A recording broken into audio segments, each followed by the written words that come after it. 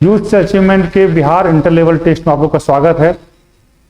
पहला क्वेश्चन जो है आपके स्टेट का कि चंपारण सत्याग्रह के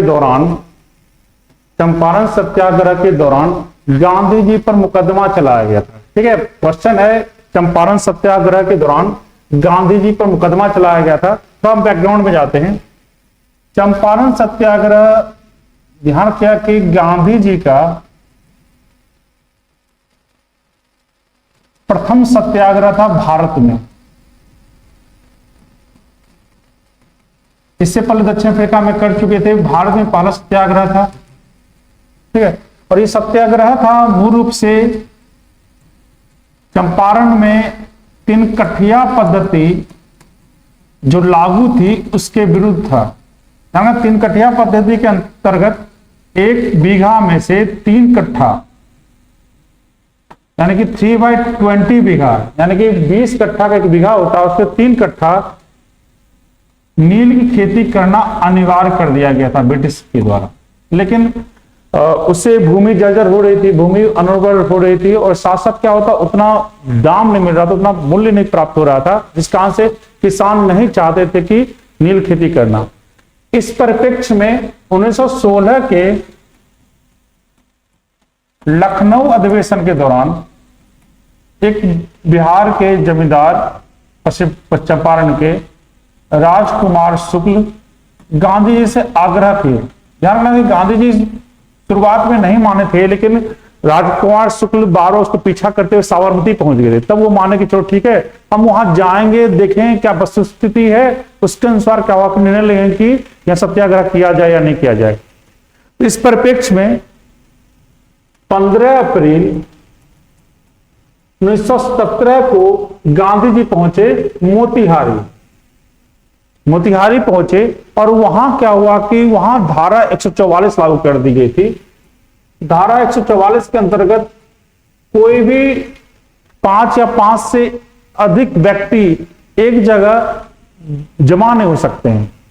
तो गांधी जी के आंदोलन वहां पहुंचने के कारण से कुछ न कुछ क्या हुआ कि जिला में मोतिहारी में कुछ न कुछ परिवर्तन आया, लोग एकजुट होना चालू किए। इस परिप्रेक्ष्य में 17 अप्रैल 1917 को गांधी जी को गिरफ्तार करके मुकदमा चलाया गया मोतिहारी में, तो धारा 144 और धारा 188 के विरुद्ध। धारा 144 और धारा 188 के तहत क्या हुआ, मुकदमा कहां चलाया गया, मोतिहारी में। आंसर क्या होंगे, मोतिहारी। कि गांधी जी का यह आंदोलन सफल रहा था और पहली बार राष्ट्रीय आंदोलन में किसान आंदोलन के मुद्दों को रखा जाने लगा। इस कारण से भी चंपारण आंदोलन बहुत महत्वपूर्ण आंदोलन रहा। गांधी जी का सत्याग्रह प्रथम था, साथ साथ किसान आंदोलन को राष्ट्रीयता मिला। ठीक है, आंसर यहां हो जाएंगे मोतिहारी।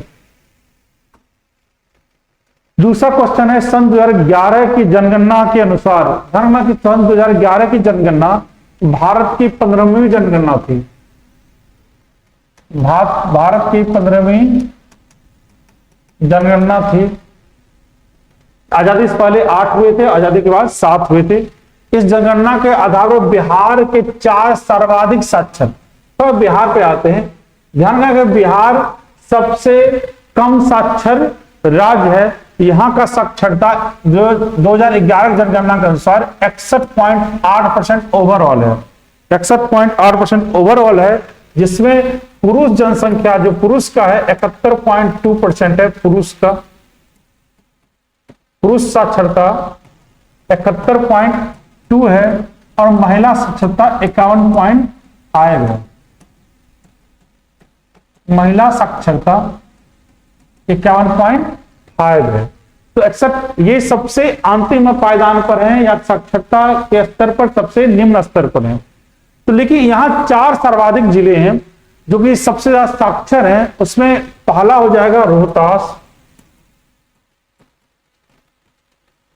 दूसरा पटना, तीसरा भोजपुर, चौथा मुंगेर और 5वां औरंगाबाद।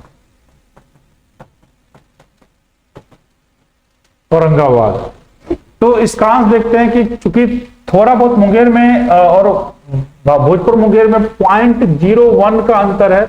इस कारण से अगर देखा जाए इसमें देखा जाए तो आंसर क्या जाएंगे, ए हो जाएंगे। आंसर क्या होगा, ए होंगे। रोहतास, मुंगेर, भोजपुर और औरंगाबाद, बीच में पटना छूटा हुआ है। आप अगर आपकी सुविधा के लिए, आपके आंसर के लिए, भविष्य के लिए आंसर के लिए एक आप नोट कर सकते हैं कि रोहतास, पटना, भोजपुर और मुंगेर क्या है कि ये 4-5 जिले क्या है कि जो कि शुरुआत के 5 जिले हैं। आंसर क्या जाएगा, यहाँ ऑप्शन अनुसार ए जा सकता है, लेकिन बेहतर आंसर क्या होगा कि जो मेरे द्वारा लिखित रूप से दिया गया है, लिखा गया है, वो बेहतर आंसर हो जाएंगे। ठीक है। तीसरा क्वेश्चन है, तुर्की से भारत आ रहे मालवाहक जहाज गैलेक्सी लीडर का अपहरण किसने किया था? ध्यान रखिए कि तुर्की का नाम परिवर्तन किया गया है, अब तुर्की हो गया है। तुर्की से भारत आ रहे मालवाहक जहाज, ध्यान रखिए कि ये जब मालवाहक जहाज तुर्की से निकलता है तो इसके बीच में क्या होता है कि रेड सी है, लाल सागर है।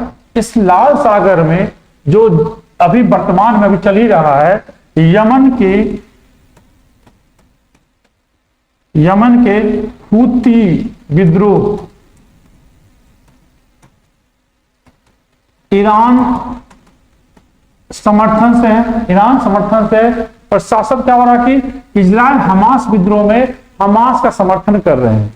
हमास समर्थन करने के कारण से रेड सी से आने वाले जो भी जहाज हैं, जो कि कहीं न कहीं इजराइल से, जिनको लगता है कि इजराइल में सहायता पहुंचा रहे हैं, इजराइल से दोस्ती है, उस पर आक्रमण करते हैं।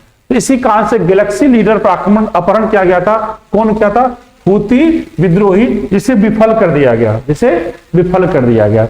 यहाँ आंसर हूती विद्रोह हो जाएंगे। आपके लिए एक्स्ट्रा जो इंफॉर्मेशन हो जाएगा, ये यहाँ कहाँ का विद्रोही समाज है? यमन का है। कहाँ कर रहा है? तो लाल सागर में। कहाँ ये हाईजैक कर रहे हैं? लाल सागर में। तो आंसर हो जाएंगे यहाँ सी। हमास, इजराइल और हमास के बीच अभी गाजा को लेकर युद्ध चल रहा है। हिजबुल मुजाहिदीन जानना पाकिस्तान समर्थित आतंकवादी संगठन है, और अलकायदा जानना कि अफगानिस्तान में आतंकवादी संगठन था जो ऑलमोस्ट खत्म हो गया है। आईसीसी पुरुष अंडर 19 विश्व कप 2024 का मेजबान देश कौन है? अभी ये जो टूर्नामेंट है चल ही रहा है। ठीक है। तो ये अंडर 19 विश्व कप जो है आयोजन हो रहा है, वो हो रहा है दक्षिण अफ्रीका में। ध्यान रखना कि अंडर 19 वर्ल्ड कप का पहला संस्करण किया गया था, वो किया गया था 1988 में। ध्यान रखिएगा कि भारत इसमें सबसे सफल टीम रही है। 5 बार इस वर्ल्ड कप को भारत ने जीता है। सबसे सफल टीम क्या है कि भारत रहा है। दक्षिण अफ्रीका क्या रहा है कि इसका आयोजन करता है। ध्यान रखना कि 2027 का वर्ल्ड कप जो 50 ओवर का वर्ल्ड कप होता है, जिसे आईसीसी वर्ल्ड कप कहते हैं, उसका आयोजन भी दक्षिण अफ्रीका, नामीबिया और जिम्बाब्वे में होने वाला है। तो दक्षिण अफ्रीका में अंडर 19 का भी, और क्या कहते कि जो सीनियर वर्ल्ड कप होते हैं उसका भी आयोजन होने वाला है। कि 2024 के अंतर्गत T20 वर्ल्ड कप होने वाले हैं पुरुषों का, जो होने वाला है यूएसए और वेस्ट इंडीज में। तो यहां आंसर जाएंगे आपके दक्षिण अफ्रीका। सर्वश्रेष्ठ कॉमेडी श्रेणी में अंतरराष्ट्रीय एमी पुरस्कार, जहां का अंतरराष्ट्रीय एमी पुरस्कार जो दिया जाता है वो दिया जाता है टेलीविजन सेक्शन में दिया जाता है। ठीक है, टेलीविजन सेक्शन में दिया जाता है अंतरराष्ट्रीय एमी पुरस्कार। इस पुरस्कार को जीतने वाले पहले भारतीय बने हैं वीर दास। वीर दास को कॉमेडी के लिए मिला है, कॉमेडी सेक्शन के लिए मिला है। ठीक है। ध्यान रखना कि एक जो जुड़ा हुआ है कि इनके साथ साथ एकता कपूर को भी मिला है। एकता कपूर को टेलीविजन के अंतर्गत मुख्य रूप टेलीविजन के अंतर्गत अपने उल्लेखनीय कार्यों के लिए एकता कपूर को भी मिला है। इस बार 2 भारतीय को मिला है, वीर दास और एकता कपूर को मिला है। वीर दास को मिला है कॉमेडी शो के लिए डेरी गिल्स करके एक कॉमेडी शो है, उसके लिए मिला है। डेरी गर्ल्स करके है, उसके लिए मिला है। और एकता कपूर को टेलीविजन के संचालन में, टेलीविजन प्रोड्यूसर में सर्वश्रेष्ठ योगदान के लिए मिला है। आंसर ये हो जाएंगे वीरदास। नादिर शाह ने किसके शासनकाल में भारत पर आक्रमण किया था? नादिर शाह ईरान से जुड़ा हुआ है, फारस से जुड़ा हुआ है, ठीक है, फारस जुड़ा हुआ है, और ये आक्रमण किया था 1738-39 में, और उस समय शासन जो था कि मोहम्मद शाह रंगीला का शासन था, मोहम्मद शाह रंगीला का शासन था। ईरान का नेपोलियन भी कहते हैं इसे, नादिर शाह को। नादिर शाह और मोहम्मद शाह रंगीला के बीच में करनाल का युद्ध हुआ था। करनाल के 1739 में करनाल का युद्ध, ऐतिहासिक दृष्टिकोण से इस युद्ध को महत्वपूर्ण कहा जाता है कि दिल्ली के मुगल शासन के कुव्यवस्था को पूरी तरह से हर जगह इसमें पता चला लोगों की दिल्ली में मुगल शासन उतना स्ट्रांग नहीं है। इस युद्ध के बाद दिल्ली का जो तख्ते ताउस था और कोहिनूर हीरा नादिर शाह ने अपने साथ ईरान लेके चला गया। तो आंसर क्या जाएंगे? मोहम्मद शाह रंगीला, मोहम्मद शाह रंगीला। तो मोहम्मद शाह रंगीला के साथ एक और फैक्ट महत्वपूर्ण है, इन्होंने जजिया कर को पूरी तरह से समाप्त किया। यानी जजिया कर जो अकबर ने समाप्त किया, औरंगजेब लगाए, फिर जहांगीर शाह ने समाप्त किया, फिर फर्रुख लगाया, तो अंतिम पूरी तरह से समाप्त करने वाला क्योंकि मोहम्मद शाह रंगीला था। ठीक है, आंसर मोहम्मद शाह रंगीला हो जाएंगे। ऑप्शन बहुत दूर दूर तक है। सिकंदर भारत पर पहला आक्रमणकारी रहे हैं, पहला तो नहीं है, लेकिन कहीं न कहीं क्या है कि भारत पर उनका जो विश्व विजेता ख्वाब था, भारत आकर रुक गया था। मोहम्मद गजनवी भारत को 17 बार आक्रमण किए थे। मोहम्मद गौरी तराइन के द्वितीय युद्ध में मोहम्मद गौरी ने पृथ्वीराज चौहान को हराने के बाद भारत में मुस्लिम शासन व्यवस्था की स्थापना किया था। आंसर जाएंगे मोहम्मद शाह रंगीला। लॉर्ड कर्जन के शासनकाल में किसी घटना का उल्लेखनीय रहा है, तो उल्लेख रहा है, तो लॉर्ड कर्जन का जो शासनकाल रहा है 1799 से 1806 तक है, उसको देख लेते हैं। बंगाल विभाजन के विरुद्ध आंदोलन के कारण ये 1805 में चालू हुआ था, 16 अक्टूबर 1805 से चालू हुआ था। चौरा चौरी हत्याकांड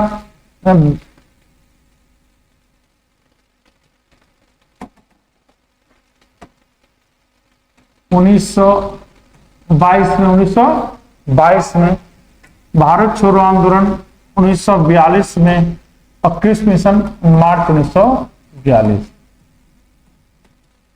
तो ये 9 अगस्त 1942, ये हो जाएंगे 4 फरवरी 1942, 4-5 फरवरी, दोनों 4-5 फरवरी दोनों को लेते हैं।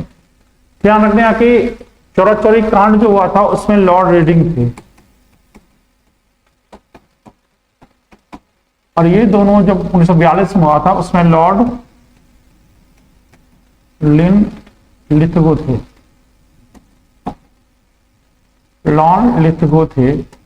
इस कारण से हम लोग देखते हैं कि इसका आंसर क्या हो जाएगा कि बंगाल विभाजन, क्योंकि बंगाल विभाजन 16 अक्टूबर 1805 को किया गया था, उसी दिन स्वदेशी आंदोलन चालू हुआ था। तो स्वदेशी आंदोलन का जो काल है और लॉर्ड कर्जन का शासन काल है, ये दोनों एक ही समय में है, तो इसका आंसर क्या जाएंगे? 1 हो जाएगा। ठीक है, चौरा चौरी हत्याकांड जो कांड हुआ था लॉर्ड रीडिंग के समय, और भारत छोड़ो आंदोलन और क्रिप्स मिशन लॉर्ड लिथगो के समय हुआ था। आंसर हो जाएंगे A। भारतीय राष्ट्रीय कांग्रेस के प्रथम विभाजन किस अधिवेशन हुआ था? जहां पर प्रथम विभाजन हुआ था 1907 में, और कारण क्या था? स्वदेशी आंदोलन की रूपरेखा कैसी हो, और इस रूपरेखा में खास करके सूरत अधिवेशन के दौरान अध्यक्ष पद किसी की नहीं बनाया जाए, अध्यक्ष पद पर किसे रखा जाए, अध्यक्ष पद पर किसे रखा जाए, ये 2 प्रश्न थे, और ये प्रश्न 1907 में आए थे सूरत अधिवेशन के दौरान। क्योंकि तो एक पक्ष था जो गरम दल था, जो चाहता था कि हम कहीं न कहीं क्रांतिकारी कदम उठाएं, अंग्रेजों से कड़ाई से पेश आए। दूसरा था नरम दल, जो चाह रहे थे कि उग्रवाद की तरफ नहीं जाए। तो इस प्रश्न को लेकर विभाजन हुआ था गरम दल और नरम दल के रूप में, जो खत्म हुआ था 1916 में लखनऊ अधिवेशन के दौरान, लखनऊ अधिवेशन के दौरान। ठीक है, आंसर क्या जाएंगे कि सूरत अधिवेशन। कलकत्ता अधिवेशन, ध्यान रखना कि दूसरा अधिवेशन रहा है। कलकत्ता अधिवेशन बहुत महत्वपूर्ण भी रहे हैं। कलकत्ता अधिवेशन दूसरा अधिवेशन था जिसमें कि कांग्रेस का नामकरण किया गया था। कलकत्ता अधिवेशन 1917 में एनी बेसेंट प्रथम प्रथम महिला अध्यक्ष बनी थी। ठीक है, कलकत्ता अधिवेशन 1896 में वंदे मातरम पहली बार गाया गया था। कलकत्ता अधिवेशन 1911 में जनगण मन पहली बार गाया गया था। तो हम देखते हैं कि कलकत्ता अधिवेशन के दौरान कलकत्ता अधिवेशन से संबंधित बहुत से महत्वपूर्ण फैक्ट हैं। मुंबई अधिवेशन, बॉम्बे अधिवेशन, पहला अधिवेशन हुआ था। पहला अधिवेशन बॉम्बे में हुआ था 1885 में, जहां कांग्रेस का निर्माण किया गया था। तो आंसर यहां जाएंगे डी, सूरत अधिवेशन। और देखिए विभाजन तो होते रहे, विभाजन हुआ 1921 में भी विभाजन हुआ जब इंडियन लिबरेशन फ्रंट का निर्माण किया गया। 1939 में ध्यान रखना कि जब फॉरवर्ड ब्लॉक की स्थापना की, लेकिन प्रथम जो विभाजन था वो सूरत अधिवेशन के दौरान किया गया था, गर्म दल और नरम दल के रूप में।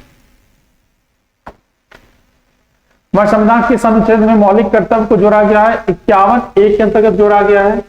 देखिए मौलिक कर्तव्य स्वर्ण सिंह समिति के अनुशंसा पर, स्वर्ण सिंह समिति के अनुशंसा पर किया गया। ये 42वां संविधान संशोधन 1976 के आधार पर भाग 4A और अनुच्छेद 51(1) के अंतर्गत जोड़ा गया था। उस समय इसमें 10 मौलिक कर्तव्य थे, जो वर्तमान में 11 मौलिक कर्तव्य हो गए हैं। 86वां संविधान संशोधन 2003 के बाद। तो 51A है। अनुच्छेद 24 के अंतर्गत ध्यान रखना कि बालकों को निषेधित किया गया है कार्य करने से, कारखानों में कार्य करने से, नशील पदार्थों के निर्माण में काम करने से बालकों को निषिद्ध किया गया है। अनुच्छेद 51 जो जुड़ा हुआ है कि भारत का अंतर्राष्ट्रीय संधियों से जुड़ा हुआ है कि भारत अंतर्राष्ट्रीय संधि जो राज्य करेगी वो सब पर लागू होंगे, भारतीय अंतर्राष्ट्रीय संधि एवं समझौते। तो आंसर क्या होगा 51A। राष्ट्रीय संविधान के अनुच्छेद के अंतर्गत लोकसभा को भंग कर सकते हैं, भंग कर सकते हैं 85 के अंतर्गत, सत्रावसान या भंग करना 85 के अंतर्गत। प्रधानमंत्री के सलाह पर कर सकते हैं, भंग कर सकते हैं। आर्टिकल 127 में कोरम से जुड़ा हुआ है कि सुप्रीम कोर्ट जो उच्चतम न्यायालय के कोरम से जुड़ा हुआ है, कोरम पूरा होना चाहिए। अनुच्छेद 143 में सलाहकारी अधिकार दिया गया है, सलाहकारी शक्ति दी गई है सुप्रीम कोर्ट को, सलाहकारी शक्ति दी गई है। अनुच्छेद 144 के अंतर्गत सिविल मामला और फौजदारी मामला दोनों मामलों के सर्वोच्च जो रीति बनाएगी वो सर्वोच्च न्यायालय के द्वारा हो सकता है। तो आंसर क्या हो जाएंगे अनुच्छेद 85। कनाडा में घास के मैदान को प्रेरी कहते हैं, क्या होता है प्रेरी। पंपास अर्जेंटीना में है, अर्जेंटीना में, और स्टेपी जो है रूस और यूक्रेन में। ये तीनों जो घास के मैदान है, ये तीनों घास के मैदान समशीतोष्ण घास के मैदान हैं। इसके अलावा देखा जाए तो बहुत से उष्णकटिबंधीय घास के मैदान होते हैं, जैसे कि सवाना सहारा मरुस्थल में, ये उष्णकटिबंधीय हैं। सेल्वास, कंपास, ये दोनों ब्राजील में, ठीक है। लानोस ये वेनेजुएला में। ये सब जो घास के मैदान है उष्णकटिबंधीय हैं, उष्णकटिबंधीय घास के मैदान है। समशीतोष्ण घास के मैदान में और भी आ जाएंगे, जैसे कि बेल्ड साउथ अफ्रीका में, डाउन्स ऑस्ट्रेलिया में, ये सब क्या है घास के मैदान है। आंसर हो जाएंगे यहाँ प्रेरी। क्या होगा प्रेरी, जो कि कनाडा के घास के मैदान कहते हैं, नॉर्थ अमेरिका घास के मैदान कहते हैं।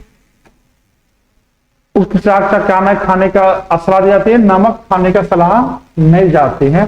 ठीक है, उक्त रक्तचाप में नमक खाने की सलाह नहीं दी जाती है। ठीक है, 120 और 80 होता है सिस्टोलिक और डायस्टोलिक। तो सिस्टोलिक उच्च रक्तचाप है, निम्न रक्तचाप है 80 है। 19वीं शताब्दी में भारतीय हस्तशिल्प उद्योग के पतन कारण बताया गया था। ब्रिटिश निर्माण उद्योग में प्रतिस्पर्धा सही है, क्योंकि ब्रिटिश निर्माण उद्योग कई सस्ते होते थे, इस कारण से भी जो भारतीय हस्तशिल्प भारतीय हस्तशिल्प कहीं न कहीं कम पड़ गया था। भारतीय रियासतों के समाप्त होने पर कहीं न कहीं भारतीय हस्तशिल्प को सपोर्ट नहीं मिल पा रहा था। सपोर्ट नहीं मिल पाने के कारण से भी ये टूट गया था। विदेशी शासन के स्थापना में उसको उतना तवज्जो नहीं दिया गया जितना कि तवज्जो मिलना चाहिए था तभी। ठीक है,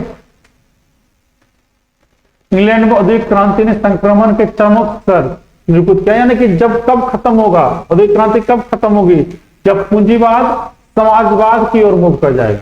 उदाहरण कि मार्क्स ने 4 बात को अपनाया था। एक पहला था कि आदिम साम्यवाद।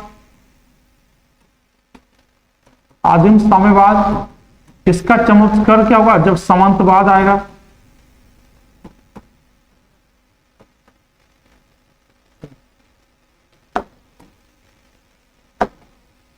इसका जो आदिम समाज का चमत्कार क्या होगा, जबकि दास और मालिक प्रबंधन चालू होंगे, यानी गुलाम उसका के चालू होंगे। सामंतवाद चमत्कार होंगे। पूंजीवाद और पूंजीवाद चमत्कार, समाजवाद और समाजवाद चमत्कार साम्यवाद। यहाँ पूंजीवाद का चमत्कार कर रहे हैं, जो क्या होंगे कि समाजवाद। क्या होगा, समाजवाद ऐसे हो जाएंगे।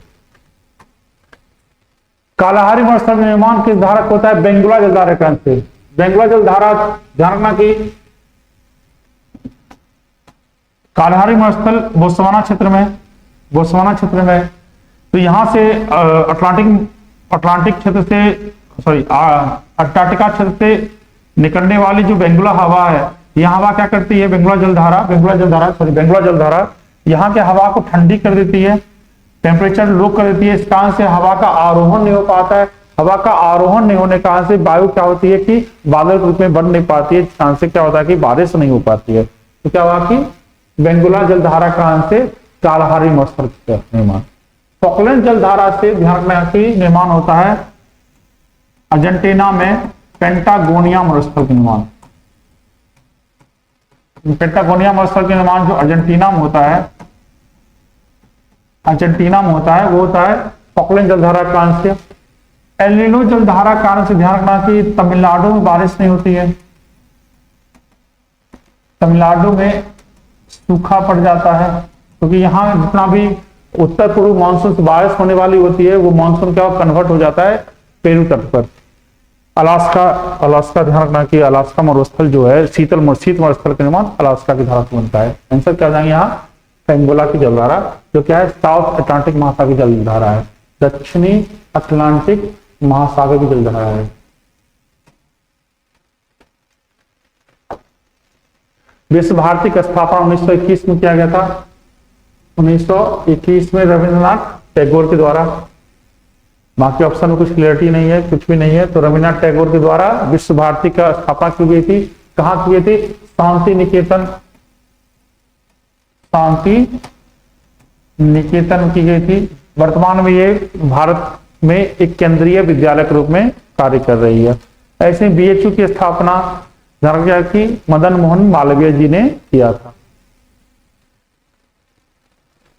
त्रिमूर्ति भवन दिल्ली में है, जो जवाहरलाल नेहरू का निवास स्थल था, आवास था। ध्यान रखना कि ये 1930 में बना था। उस समय ब्रिटिश कमांडर इन चीफ का निवास हुआ करता था। फिर इसे रिनोवेट किया गया 1948 में, जहां भारत के प्रथम प्रधानमंत्री जवाहरलाल नेहरू का निवास बनाया गया।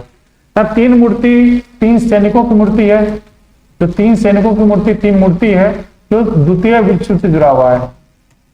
सेकेंड वर्ल्ड वॉर में जो मारे गए थे तीन जो सैनिक, उसी के प्रतीक के रूप में तीन मूर्ति रखा गया। तीन मूर्ति भवन में, तीन मूर्ति किसकी है? द्वितीय विश्व युद्ध से जुड़ा हुआ सैनिकों की मूर्ति, तीन मूर्ति है। आंसर जाएगा जवाहरलाल नेहरू। उत्तरी अमेरिका के विशाल मैदानों में चलने वाले गर्म और धूल भरी हवा ब्लैक रोलर है, ब्लैक रोलर है। योमा जापान में बहती है, शिमू जो अरब में बहती है। टेम्पा रोल ध्यान रखना ठंडी हवा है, ठंडी हवा है, अलास्का क्षेत्र में बहती है। ठीक है, तो आंसर क्या आ जाएगा?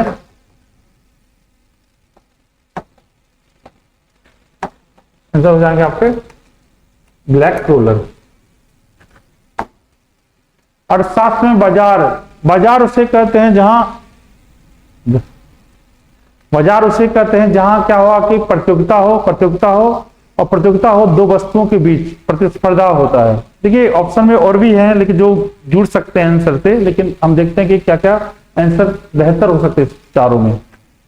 कोई केंद्रीय स्थान, बाजार के लिए जरूरी नहीं है कि केंद्रीय स्थान हो, और वर्तमान में तो बाजार क्या हो रहा है? ऑनलाइन भी बाजार हो रहा है, ऑनलाइन भी बाजार हो रहा है। इसका मतलब क्या है कि केंद्रीय स्थान की जरूरत नहीं है, पहला ऑप्शन गलती हो जाएगा। प्रतियोगिता हो रहा है दो वस्तुओं, दो विक्रेताओं के बीच, दो विक्रेताओं के बीच, यानी कंफर्म बाजार होगा, ये हो सकता है।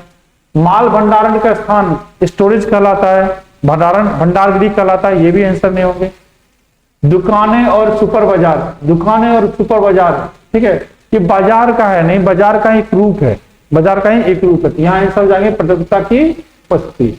बाजार का एक और कह सकते हैं जहां मांग और पूर्ति का स्थान हो, जिस वस्तु की मांग हो रही है उसकी पूर्ति की जाए। ठीक है, मांग और पूर्ति का, यहां क्या है कि प्रतियोगिता की उपस्थिति।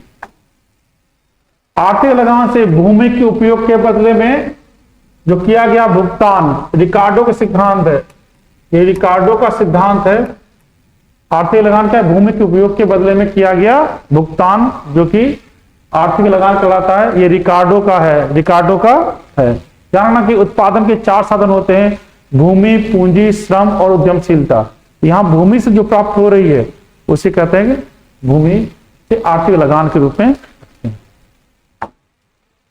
केंद्रीय रिजर्व पुलिस बल की स्थापना, जानकर इसमें थोड़ा सा ट्विस्ट कर दिया है कि क्वेश्चन में क्या है कि ऑप्शन पूरी तरह से तिथि के अनुसार दे दिया गया है, लेकिन बेहतर हो आपको अगर क्वेश्चन पूछेगा तो उसमें क्या होगा, साल देगा। तो 1939 में हुआ है, 1939 में हुआ है। जाना कि वर्तमान में 10 जो कि पारामिलिट्री अर्धसैनिक बल हैं, 10 अर्धसैनिक बल हैं, जिसमें सबसे पुराना जो है असम राइफल्स है। असम राइफल्स सबसे पुराना है, जिसका निर्माण 1835 में किया गया था। फिर क्या हो जाएंगे? सीआरपीएफ हो जाएंगे 1939 में, और 1949 में से भारत सरकार के अंतर्गत रखा गया। फिर हो जाएंगे आपके आईटीबीपी, आईटीबीपी 1962 में, सीमा सुरक्षा बल एसएसबी 1963 में, बीएसएफ 1965 में, सीआईएसएफ 1969 में, और जो कि एनएसजी है 1985 में। तो ये और भी है, लेकिन ये सबसे महत्वपूर्ण है। सबसे पुराना का असम राइफल्स। आंसर हो जाएगा 1939। अजादस्ता की स्थापना सरकार के विरुद्ध भूमिगत आंदोलन चलाए थे जयप्रकाश नारायण ने, और चलाया गया था ये भारत छोड़ो आंदोलन के दौरान।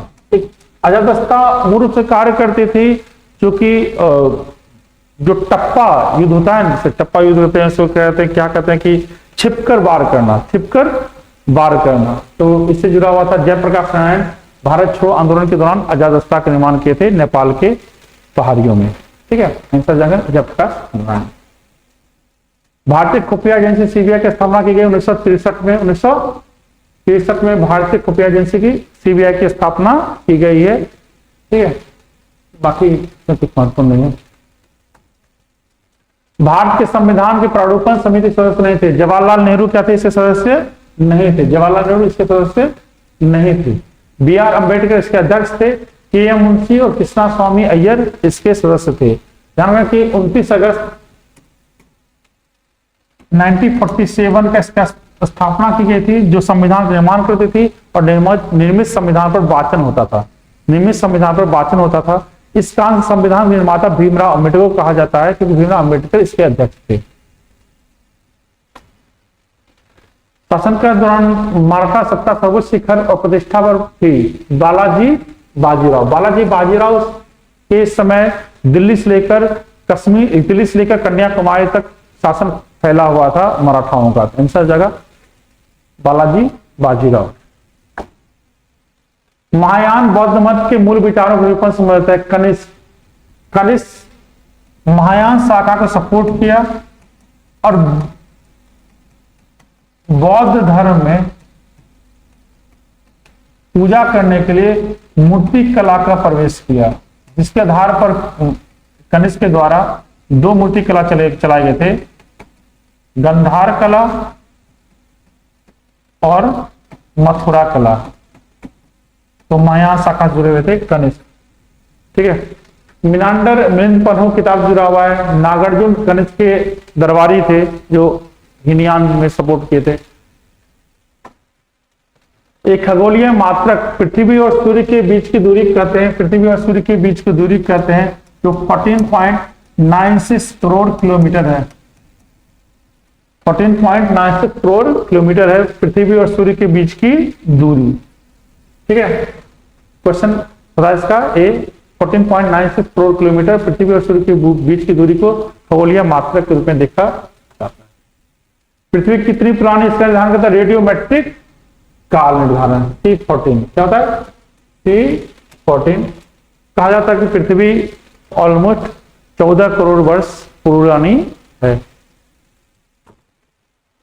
कौन से राष्ट्रमंडल खेल में भारत ने पहली बार भाग लिया था? देखिए, राष्ट्रमंडल खेलों का आयोजन 1930 से किया जा रहा है। पहला हेलेंस्की में हुआ था, कनाडा के हेलेंस्की में हुआ था। इसमें भारत भाग नहीं लिया था। भाग लिया 1934 में, कि जो लंदन में हुआ था, उसमें उस समय राष्ट्रमंडल खेलों कहा जाता था British umpire games. British umpire game 2022 में ये गेम हुआ बर्मिंघम में, और अभी 2026 में होने वाला था ऑस्ट्रेलिया में, लेकिन अब ऑस्ट्रेलिया ने अपना हाथ पीछे, ब्रिस्बेन ने हाथ पीछे ले लिया है। अभी डिसाइड नहीं किया गया 2026 में कहां होंगे। तो यहाँ आंसर जाएंगे दूसरा। क्या होगा आंसर? दूसरा। 2010 में राष्ट्रमंडल खेलों का आयोजन भारत में किया गया था। 2010 में राष्ट्रमंडल खेलों का आयोजन भारत में किया गया था। पंचायती राज के किसके अनुरूप स्वशासन की इकाई के रूप में संगठित किया गया है? ध्यान रखना कि राज्य के नीति निषेधक तत्व के रूप में, ध्यान रखना कि अनुच्छेद 40 के अंतर्गत, अनुच्छेद 40 के अंतर्गत पंचायत को स्वशासन की इकाई के रूप में सम्मिलित किया गया। अनुच्छेद 40 में रखा गया है कि राज्य का नीति, राज्य ऐसी नीति बनाए जिससे पंचायत का निर्माण किया जा सके। आंसर क्या होंगे? C. Morris South Africa, South America. Morris का है साउथ अमेरिका। क्रिकेट में भी देखते हैं क्रिस मॉरिस, तो साउथ अमेरिका, साउथ अफ्रीका से जुड़ा हुआ है। Sorry, South America, South America. ठीक है। मिंटो मार्ले सुधार का उद्देश्य था पृथक निर्वाचन प्रणाली। पृथक निर्वाचन प्रणाली के अंतर्गत मुस्लिमों को पृथक निर्वाचन दिया गया। ये 1909 में लाया गया था। ठीक है। पृथक निर्वाचन व्यवस्था का मतलब होता है कि अगर कोई, देखो, मुस्लिम अगर खड़े हुए हैं, उसको वोट देने वाले क्या होंगे? सिर्फ और सिर्फ मुस्लिम होंगे। और आरक्षण में क्या है कि अगर कोई खड़े हुए हैं, मुस्लिम खड़े हुए हैं या हिंदू खड़े हुए हैं या एससी खड़े हैं, एसटी खड़े हैं, तो बाकी सभी वोट देते हैं। लेकिन पृथक निर्वाचन व्यवस्था में अगर कोई मुस्लिम, अगर निर्वाचन क्षेत्र बना दिया गया है, सिर्फ और सिर्फ वोटर भी क्या होंगे? मुस्लिम होंगे। भारतीय में भागीदारी बढ़ाना ये सब नहीं है, युद्ध में सभी देने के तैयार करना ये सब नहीं है। आंसर क्या होगा? लाओखोवा असम। लाओखोवा क्या है? असम। लाओखोवा असम में। ध्यान रखना कि वर्तमान में 106 वन्यजीव अभ्यारण्य है। 106 वन्यजीव अभ्यारण्य है और सबसे ज्यादा वन्यजीव अभ्यारण्य मध्य प्रदेश में है। मध्य प्रदेश में स्थानीय संसद और विधायक किसके पदेन सदस्य होते हैं? जिला परिषद के। जिला परिषद के पदेन सदस्य होते हैं जो वहां के विधायक होते हैं या वहां के संसद होंगे, वो जिला परिषद के पदेन सदस्य होंगे। अध्यक्ष कौन होता है? जिला परिषद के, जो जिला परिषद कमेटी बनती है उस जिला में जितना जिला परिषद चुन के गए हैं वो अध्यक्ष चुनते हैं, उस अध्यक्ष चुना जाता है जिसे जिला परिषद अध्यक्ष कहते हैं। भारत के राष्ट्रपति के पद पर को भरने के लिए निर्वाचन का आयोजन निम्नलिखित में कौन करता है? भारत के निर्वाचन आयोग। भारत के निर्वाचन आयोग। भारत के निर्वाचन आयोग के द्वारा भारत के राष्ट्रपति के लिए निर्वाचन व्यवस्था की जाती है। ठीक है। पंचायत को छोड़कर बाकी सभी निर्वाचन व्यवस्था को भारतीय निर्वाचन आयोग देखती है। पंचायत और नगर पालिका का राज्य निर्वाचन आयोग देखती है। रिपब्लिक डे, इसका जो पूरा नाम था, ये नाम था long walk to freedom.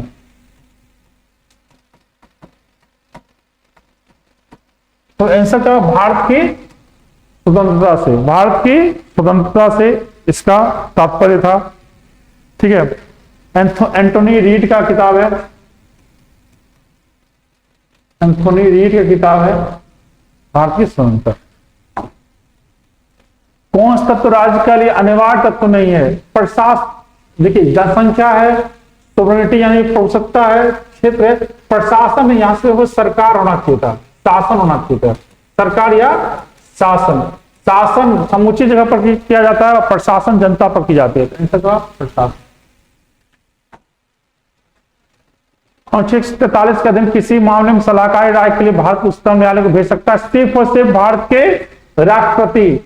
Bharat के राष्ट्रपति सलाह मांग सकते हैं, लेकिन इसमें बाध्यता नहीं है, ना सलाह देने की और ना सलाह मानने की। ये बाध्यता मुक्त है भारत के राष्ट्रपति। दल रहित लोकतंत्र के पक्ष में था जयप्रकाश नारायण। जयप्रकाश नारायण दल रहित लोकतंत्र के पक्ष में थे। एमएन रॉय साम्यवादी दल से जुड़े हुए हैं। आंसर होगा जयप्रकाश नारायण।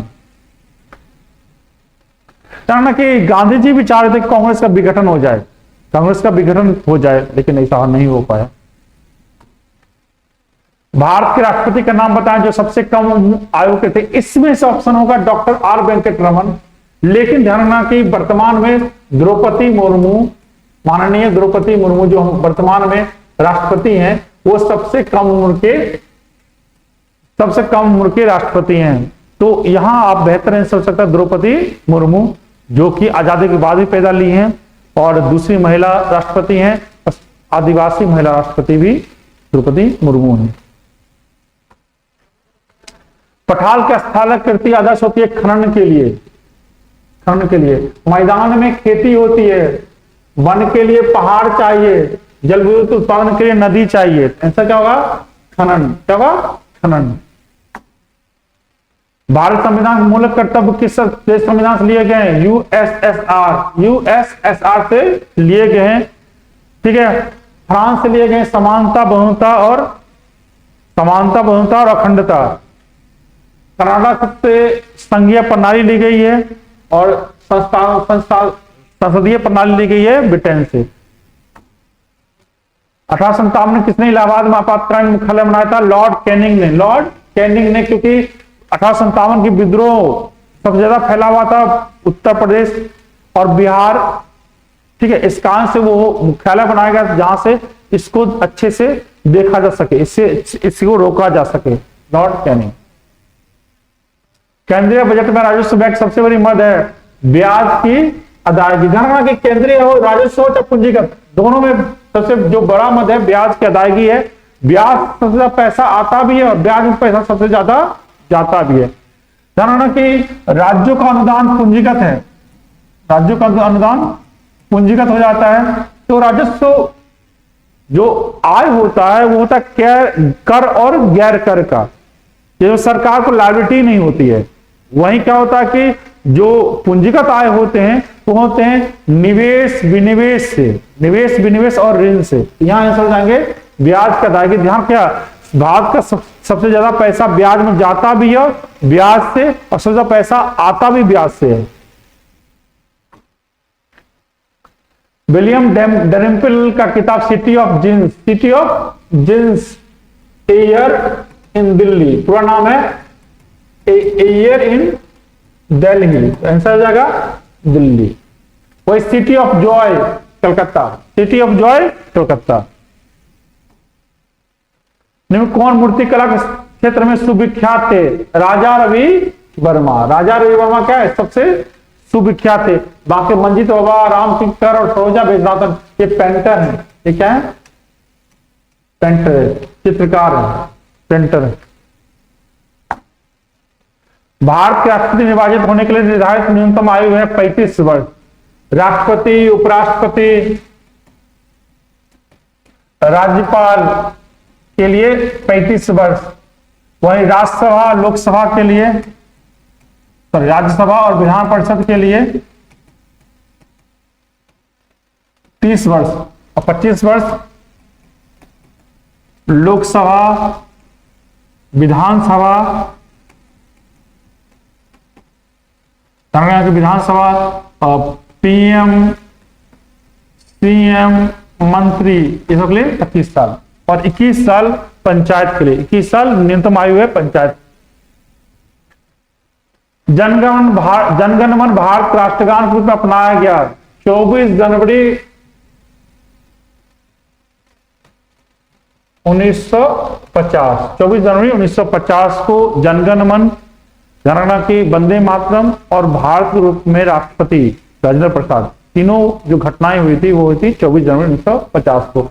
गाया गया था 1911 में कलकत्ता अधिवेशन के दौरान। पंजाब में कृषि आंदोलन से आयोजित होने वाले लाला लाजपत राय को किस वर्ष निर्वासित करके मांडलिया जेल भेजा गया? 1909 में। 1907 में मांडलिया जेल भेज दिया गया था। फिर वहां से आने के बाद वो अमेरिका चल गए थे और इस कारण से भी गर्म जल कहीं के टूट गया था। अपने प्रश्न करने में कौन सा जैविक मरुस्थल कहलाता है? ये दामोदर, क्या है? दामोदर नदी। ठीक है, ये 50 क्वेश्चन थे। आप इसका थोड़ा सा नोटिंग बना लीजिएगा। अगर कुछ कंफ्यूजन हो तो आप कमेंट बॉक्स में कर सकते हैं। धन्यवाद।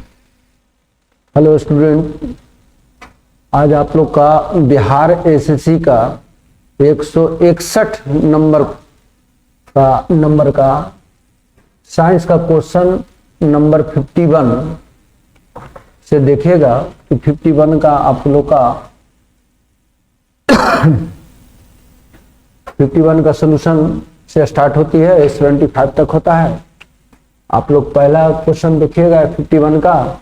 क्या कह रहा है कि एक पिंड 10 मीटर की ऊंचाई से कठोर सतह पर गिरता है और पुनः ऊपर की ओर उठता है। अगर पिंड की ऊर्जा में 20% की क्षय हो तो पिंड कितना ऊपर जाएगा? इसके लिए कोई कैलकुलेशन की आवश्यकता नहीं है। आप चाहें तो इसको बिना कैलकुलेशन के भी बना सकते हैं। कारण क्या है कि एक पिंड है 10 मीटर की ऊंचाई से गिरता है। मान ले कोई पिंड है, कोई बॉल है, ये 10 मीटर की ऊंचाई से गिरता है। ये कितना मीटर से ऊंचाई से गिरता है? 10 मीटर से। एक कठोर फर्श पर गिरता है। अगर इसमें ऊर्जा कितना क्षय हो रहा है? 20%। यानी 20% की ऊर्जा, अगर उसमें ऊर्जा नहीं क्षय होता तो उछल कर फिर कितना चला जाता है? 10 मीटर, है ना? 10 मीटर से आया, 10 मीटर चला जाता। लेकिन ऊर्जा कह दिया कि इसमें 20% क्या हो गया? क्षय हो गया, यानी घट गया। तो ये कहां तक उछल करके जाएगा? तो 8 मीटर। क्योंकि 100% में 10 मीटर उछलेगा तो 80% में कितना होगा? 8 मीटर। तो आंसर आपका बी होगा। अगला क्वेश्चन, कृत्रिम वर्षा करने में प्रयुक्त रासायनिक को क्षय कहा जाता है। यानी कृत्रिम वर्षा करने में प्रयुक्त रासायनिक को क्या कहा जाता है ना? रजत नाइट्रेट, रजत आयोडाइड और रजत नाइट्रेट, रजत क्लोराइड। तो रजत आयोडाइड यानी सिल्वर आयोडाइड हो जाएगा। कृत्रिम वर्षा करने में प्रयुक्त रासायनिक कौन सा रासायनिक के यूज किया जाता है? रजत नाइट्रेट नहीं, रजत नाइट्राइट नहीं, रजत आयोडाइड यानी सिल्वर आयोडाइड का यूज किया जाता है। आंसर आपका बी होगा। नेक्स्ट क्वेश्चन, एस्ट्रोजन क्या है? तो एस्ट्रोजन एक फीमेल सेक्स हार्मोन है जो सेकेंडरी सेक्सुअल कैरेक्टर को गवर्न करता है। इसकी मदद से माहवारी एवं स्त्री का सेकेंडरी सेक्सुअल कैरेक्टर को गवर्न करता है। एस्ट्रोजन अंडाशय से निकलता है, एक हार्मोन है। तो अंडाशय से यानी किससे निकलता है? अंडाशय से, है ना, अंडाशय से निकलता है। और ये दो तरह के हार्मोन निकलता है, एक होता है प्रोजेस्टेरॉन और दूसरा होता है आपका एस्ट्रोजन, है ना। दूसरा क्या होता है? Estrogen hormone. ये दो तरह का हार्मोन है, प्रोजेस्टेरॉन और एस्ट्रोजन, दोनों सेक्सुअल हार्मोन है ना। इसलिए एस्ट्रोजन क्या है? तो अस्थि है नहीं, हार्मोन है तो है। कौन सा हार्मोन है? तो सेक्स हार्मोन है ना। नेक्स्ट आपका है 54 में 60 किलोग्राम भारी। कितना किलोग्राम भारी दिया है? 60 किलोग्राम भारी। किसी आदमी की शक्ति निकाले, किसी आदमी को क्या करना है? शक्ति निकाले जब वह 25 मीटर ऊंची सीढ़ी के ऊपर आधे मिनट में चढ़ता है ना। क्वेश्चन कर दिया हमको क्या निकालना है? शक्ति निकालना है। तो शक्ति बराबर P बराबर होता है work by time. Work by time, work क्या हो गया आपका? तो 60 किलोग्राम का आदमी था और 25 मीटर ऊंचाई पर चढ़ा, है ना। तो वर्क बराबर होता है mgh/t। जहां पे g का मान दे दिया है आपका, m दे दिया है आपका कितना? 60, g कितना दे दिया है? 10, है ना। g 10 दे दिया है 10 मीटर पर सेकंड के स्क्वायर से, है ना। और आपका कितना दिया? 25 मीटर दे दिया है। और यहाँ पे आपका दे दिया है t, हाफ मिनट, आधा मिनट। मिनट को हम लोग किस में बदलेंगे? सेकंड में। तो हाफ मिनट के कितना हो जाएगा? 30 सेकंड, है ना। तो 30 सेकंड हो जाएगा तो 3 दूनी 60, 2 10 दूनी 20, 25 दे 250, 25 दे 500, यानी आंसर हो जाएगा आपका 500 वाट। आंसर आपका डी होगा। नेक्स्ट क्वेश्चन, निम्न में से कौन सा एम मीन है? आप लोग जानते होंगे मीन क्या है। मीन हम लोग मछली को कहते हैं, फिश को कहते हैं। तो इनमें से कौन सा फिश है?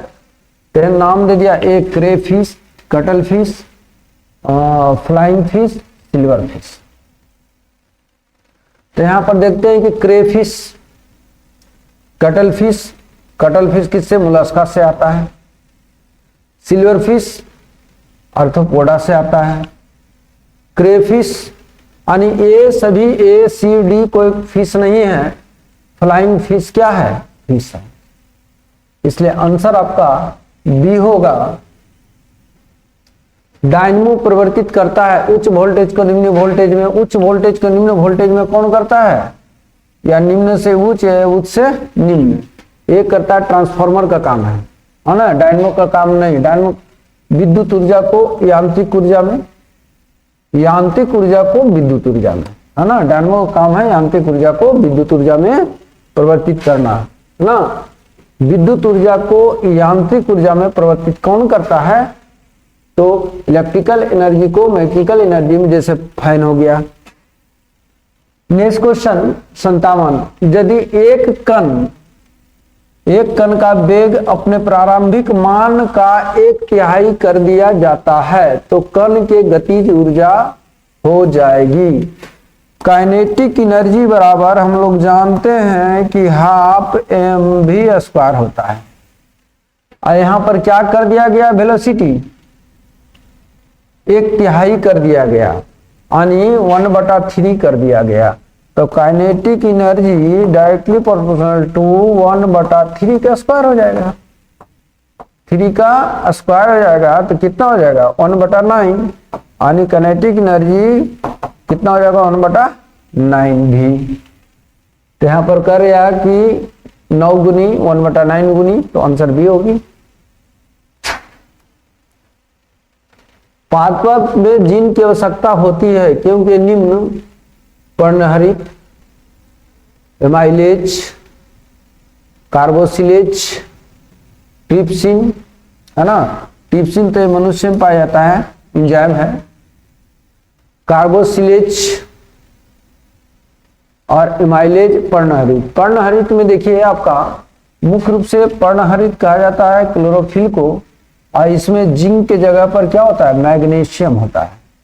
मैग्नीशियम की आवश्यक होती है, मैग्नीशियम, आयरन, है ना, और जिंक। तो आंसर इसके अनुसार से आंसर हम यही मारेंगे, लेकिन मुख्य रूप से मैग्नीशियम देना चाहिए। अगला क्वेश्चन, एक ऊंची इमारत के शीर्ष से एक गेंद 9.8 मीटर पर सेकंड त्वरण से गिराई जाती है, 3 सेकंड पश्चात उसकी वेग कितना होगा।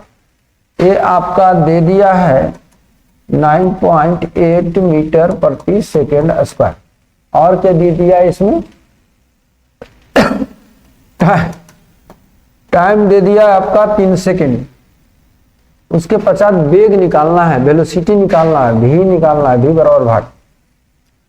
तो हम लोग जानते हैं v बराबर u, और एक करा एक ऊंचाई इमारत के शीर्ष से एक गेंदा 9.8 मीटर त्वरण से गिराई जाती है, यानी नीचे गिरता है, इसलिए v बराबर u प्लस क्या हो जाएगा, gt।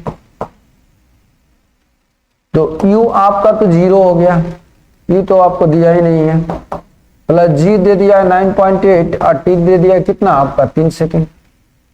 तो 9.8 इंटू 3 9 तिया 27, अना 9 तिया 27, 8 तिया 24, 27 दो 29, 29.4, यानी हो जाएगा आपका 29.4 मीटर प्रति सेकेंड, है ना, मीटर प्रति सेकेंड।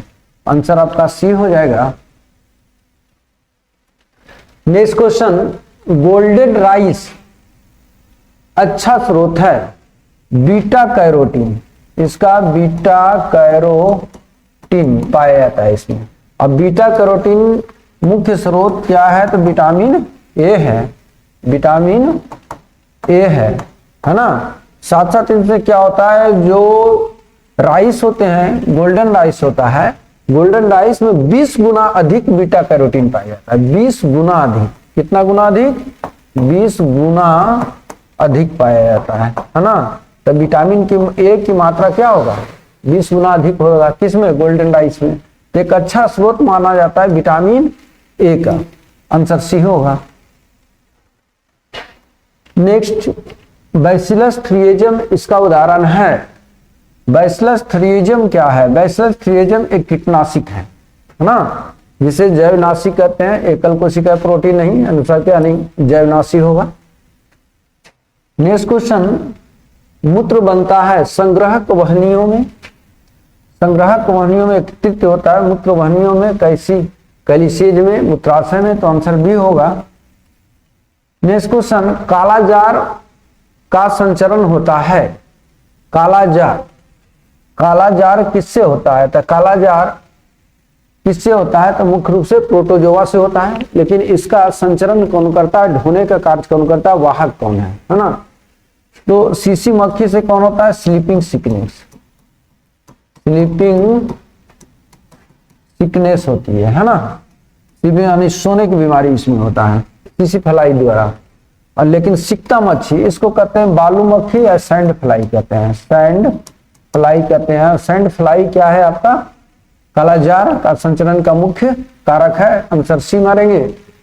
नेक्स्ट क्वेश्चन, जानू फलक का दूसरा नाम है, जानू फलक हम लोग कहते हैं, ये जो हम लोग देख रहे हैं पैर का जो टेहना होता है, टेहना में एक ऊपर में जो भून होता है, सेसोमाइड जो भून होती है ना, उसको हम लोग पटेला कहते हैं। पटेला का ही दूसरा नाम जानू फलक है, इसलिए आंसर बी होगा, जानू फलक।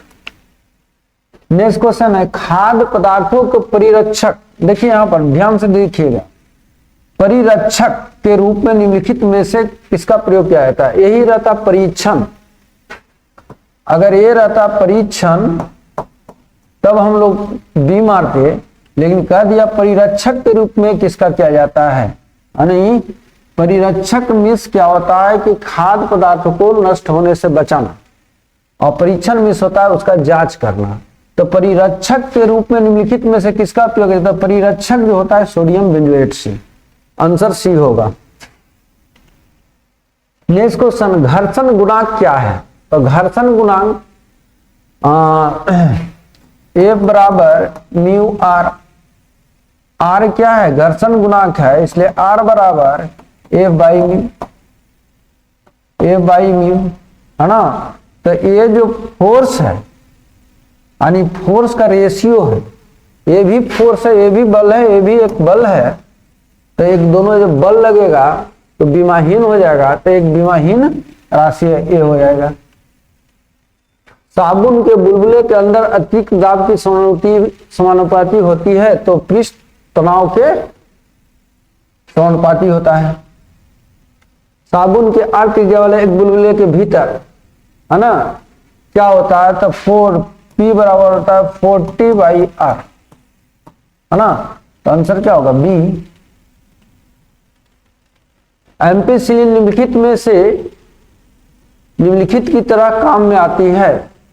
तो एम्पिसिलिन क्या है? तो एक एंटीबायोटिक है। एंटीबायोटिक क्या करता है?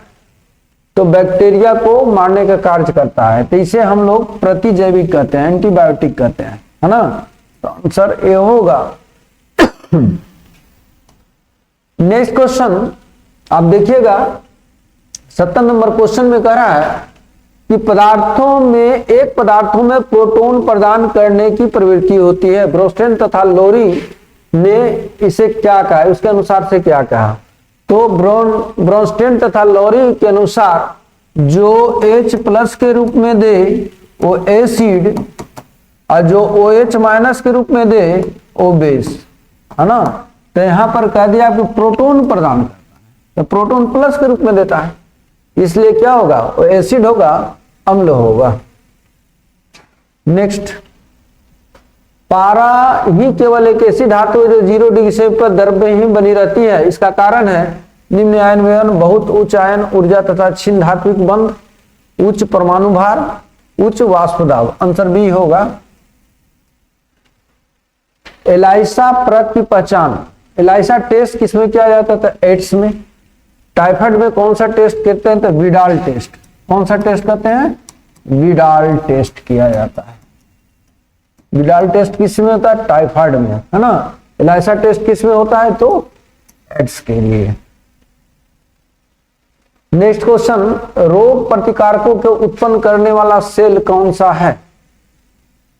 रोग प्रतिकारकों को उत्पन्न करने वाला सेल कौन सा है? रेड ब्लड सेल,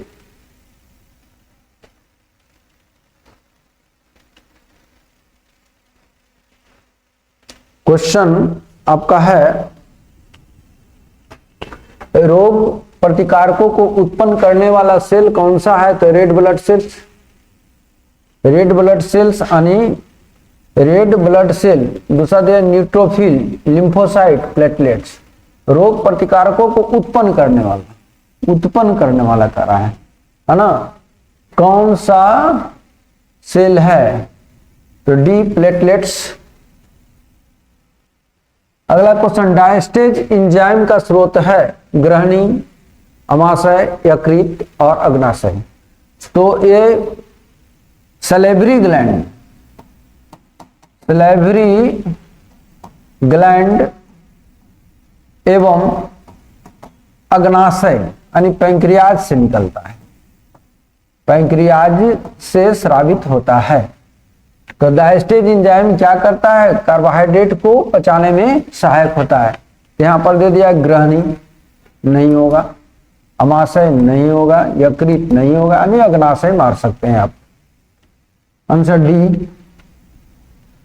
माइक्रोप्लाज्मा किस रोग से संबंध है? वह निम्नलिखित में से किस अवयवों को प्रभावित करता है? तो माइक्रोप्लाज्मा जो होती है, माइक्रोप्लाज्मा जो बीमारी होता है वो मुर्गी में होता है, खास करके मुर्गी में होता है, और ये स्वास्थ्य संबंधी है। आंसर ए होगा। चलिए आप लोग का क्वेश्चन नंबर 75 तक साइंस था हो गया। अब मैथ वाले सर आएंगे, आपको 76 नंबर से मैथ का क्लास। Okay then start. हम लोग मैथ्स का डिस्कशन स्टार्ट करते हैं 161 नंबर सेट का। तो ये आपका पहला प्रश्न है, ठीक है। देखिए कि 554 के वैसे भाजकों का योगफल ज्ञात करें जो कि पूर्ण वर्ग हो। तो हमें इसमें क्या करना चाहिए कि सबसे पहले इस 554 के ये पता करें कि कितने भाजक हैं जो कि पूर्ण वर्ग है, और हो सके तो वो कौन कौन। तो सबसे पहले देखिए, तो इसको जब हम प्राइम फैक्टराइज करेंगे तो क्या क्या आने वाला है। तो 544 को जब हम लोग 4 से डिवाइड करते हैं, 4 एकम 4 3 12 6 24, और ये कट रहा है 8 से 17 बार में, यानी कि 2 का पावर 5 एवं 17 का पावर 1। तो एक कंसेप्ट क्या होता है कि टोटल नंबर ऑफ फैक्टर हम लोग काउंट करते हैं कितने होंगे, और एक होता हम पता करते हैं कि ऐसे कितने गुणनखंड होंगे जो इसके पूर्ण वर्ग होंगे। उसका नियम समझिए आप लोग, ये बहुत ही बेहतरीन नियम बताने जा रहा हूं मैं आपको। ये देखिए नियम है, जैसे क्या लिखेंगे, 2 का पावर 0, 2 का पावर 1 सिलेक्शन कर सकते हैं आप, स्क्वायर कर सकते हैं आप, क्यूब कर सकते हैं, पावर 4 ले सकते हैं, और लास्ट में पावर 5 ले सकते हैं। और 17 के लिए बस 17 का पावर 0 ले सकते हैं या 17 का पावर 1। केवल सिलेक्शन है हमारा कि यही हमारे पास चॉइस है कि 2 को लेना है तो हम इसमें से कोई भी ले सकते हैं, और 17 में लेना है तो हमें 17 का पावर 0 या 1 लेना है। तो जब हम टोटल नंबर ऑफ फैक्टर निकालते हैं, कई बार पूछता है कि कुल गुणनखंडों की संख्या क्या होगी, तो हम क्या करते हैं, 5 में 1 बढ़ाते हैं और 1 में 1 बढ़ाते हैं। क्यों बढ़ाते हैं समझ पा रहे हैं। देखिए यहाँ पे 6 तरीकों से आप चुन सकते हैं इसको, 1 2 3 4 5 6। इसीलिए जब टोटल नंबर ऑफ फैक्टर अगर पूछता है, टोटल नंबर ऑफ फैक्टर, तो यहां आंसर होता है 6 और उधर 2, यानी 6 दूना 12। लेकिन हमें वो तो नहीं निकालना है। अगर ये पूछता हमसे तो हम कहते 12 होंगे, लेकिन हमसे पूछा जा रहा है कि वैसे भाजक जो योगफल जो पूर्ण वर्ग हैं, तो हम ये देखें कि पूर्ण वर्ग की संख्या कितनी होगी और वो कौन कौन होंगे। तो पूर्ण वर्ग कौन कौन होगा, देखिए वह सिलेक्शन जिसमें केवल पूर्ण वर्गों का ही सिलेक्शन किया जाए। जैसे कि एक ये वाला है, 2 इसका पावर 0 पूर्ण वर्ग है, ये भी एक पूर्ण वर्ग है, ये भी एक परफेक्ट स्क्वायर है, इसमें केवल एक। तो यहां पे मेरे पास 3 सिलेक्शंस हैं, तो यहां केवल एक। तो अगर पूछा जाए कि पूर्ण वर्ग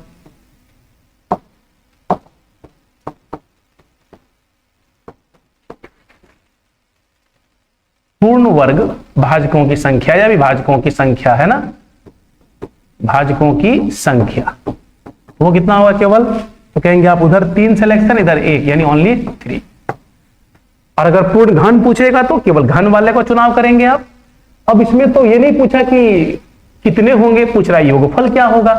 तो योगफल निकालने के लिए आप क्या करो कि पूर्ण वर्ग वाले जितने भी पूर्ण वर्ग हैं, पूर्ण वर्ग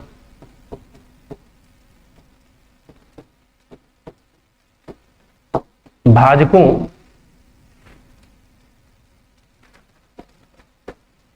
पूर्ण वर्ग भाजकों का योगफल, तो उसमें हम क्या लिख देंगे सीधा, इसमें से किसको किसको ऐड करिए जो पूर्ण वर्ग हैं। तो 1 4 और ये 16 जोड़िए, 1 + 4 और +16, ठीक है। और इधर कौन है पूर्ण वर्ग, केवल और केवल 1। तो आपको क्या आ जाएगा योगफल 21।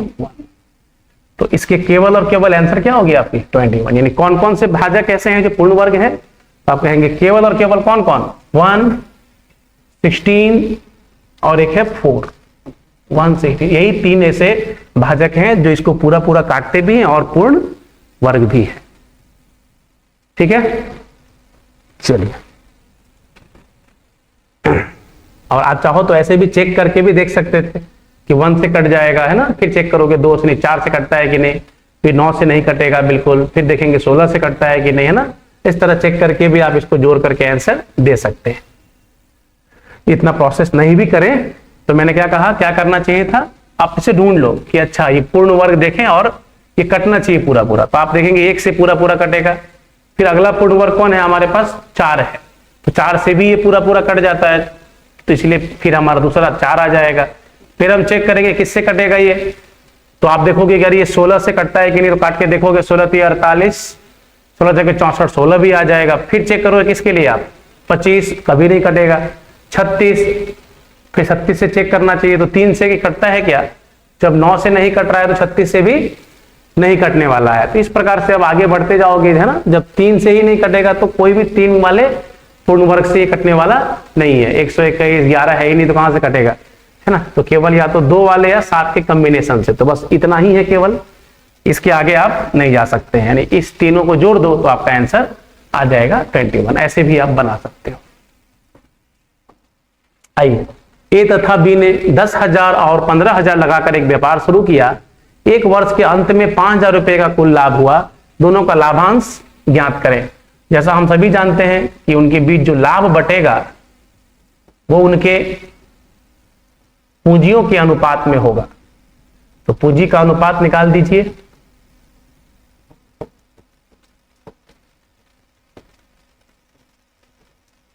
पांच दूना 10, 5 दिए 15, और इसको बांटा जाए तो कुल पैसा कितना है, 5,000।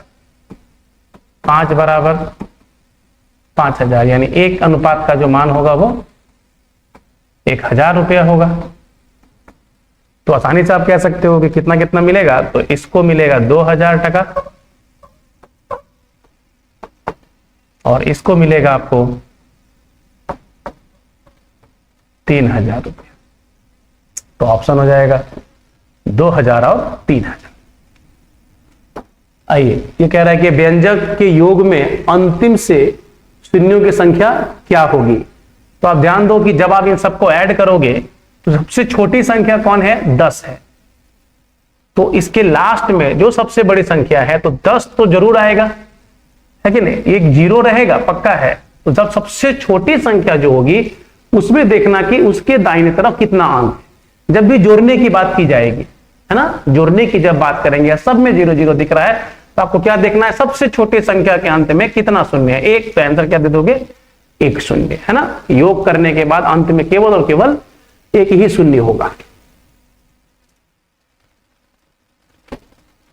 और इसको गुना करने पर गुणनफल के इकाई अंक पर कितना आना चाहिए, 8 आना चाहिए। तो इसका मान क्या, देखो ये है 9 × 8 और इंटू स्टार है, और ये क्या आना चाहिए आपका, 8 आना चाहिए।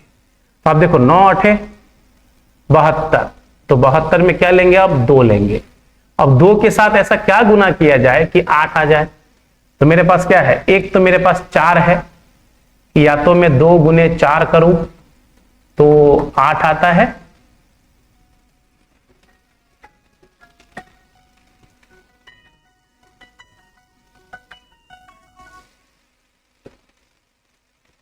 या तो मैं 2 गुने 4 करूं, या फिर मैं क्या कर सकता हूं, तो 2 गुने 9 कर सकता हूं। ये भी 18 आता है, ये भी 8 आएगा। इन्हें हम क्या कह सकते हैं कि इसके जगह पे क्या हो सकता है, 4 या 9, है ना। आंसर देंगे हम लोग सी। आइए, ईंटों का मूल्य कह रहा है कि 750 रुपया प्रति 1000 है, और उनकी लंबाई, चौड़ाई तथा ऊंचाई क्रमशः 25, 12.5, 7.5 है। एक 200 मीटर लंबी, 1.8 मीटर ऊंची और 37.5 सेंटीमीटर मोटी दीवार बनाने में लगने वाले ईंटों की लागत क्या होगी। तो पहले आप ईंटों की संख्या पता कर लो।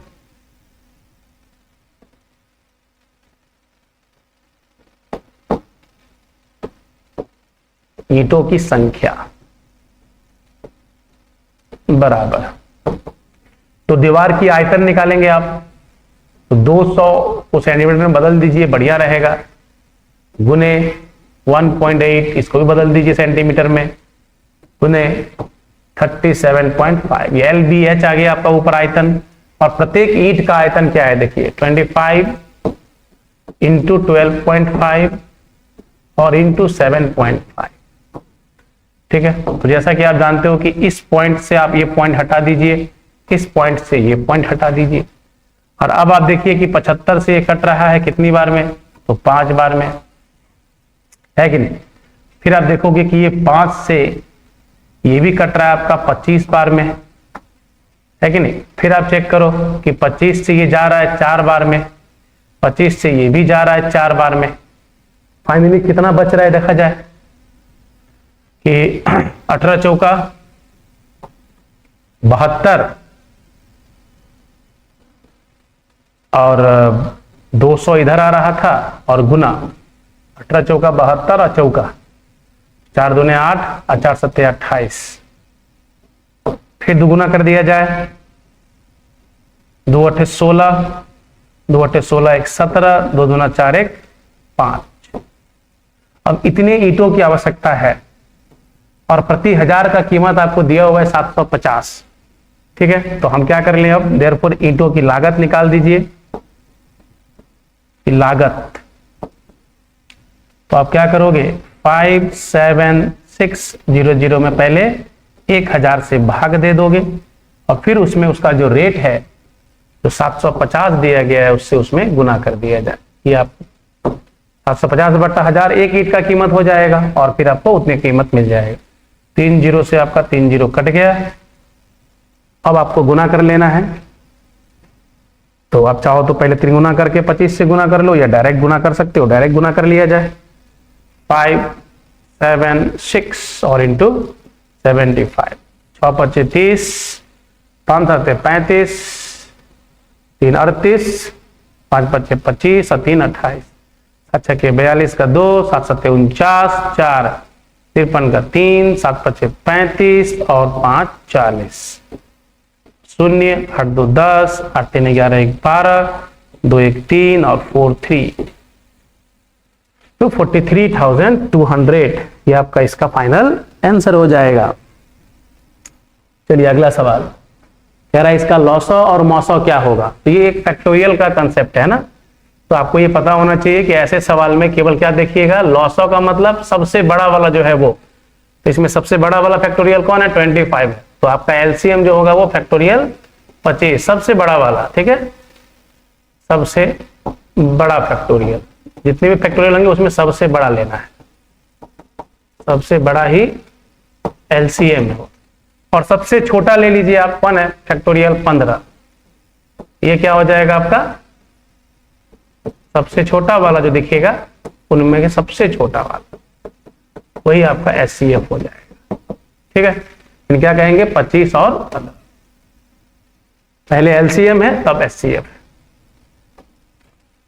5 वर्ष के पश्चात एक पिता को आयु उसके पुत्र की आयु से 3 गुनी हो जाएगी।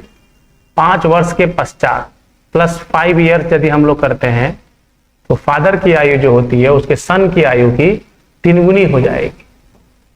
और 5 वर्ष पहले की जब बात हम करते हैं तो उसकी आयु उसके पुत्र की आयु से 7 गुनी थी, लेकिन अंतर तो सेम रहना चाहिए था। जरा अंतर को सेम करने के लिए यहाँ पे 6 का अंतर है, यहाँ केवल 2 का, तो हम लोग इसमें किससे गुना कर लें, 3 से। तो 3 3 9 और 3 एकम 3। अब देखिए दोनों में 6 का अंतर है। क्या देखा जाए अनुपात में कितनी कमी हो रही है, 2 की, और समय में क्या अंतर है, 5 और -5 यानी 10 वर्ष। तो एक अनुपात का मान आ रहा है 5 ईयर्स। अब क्या पूछा जा रहा है कि बताइए पिता के वर्तमान आयु, तो अगर आप इससे निकालेंगे तो उसमें 5 घटाना होगा, इससे निकालेंगे तो 5 जोड़ना होगा। तो पिता की वर्तमान आयु,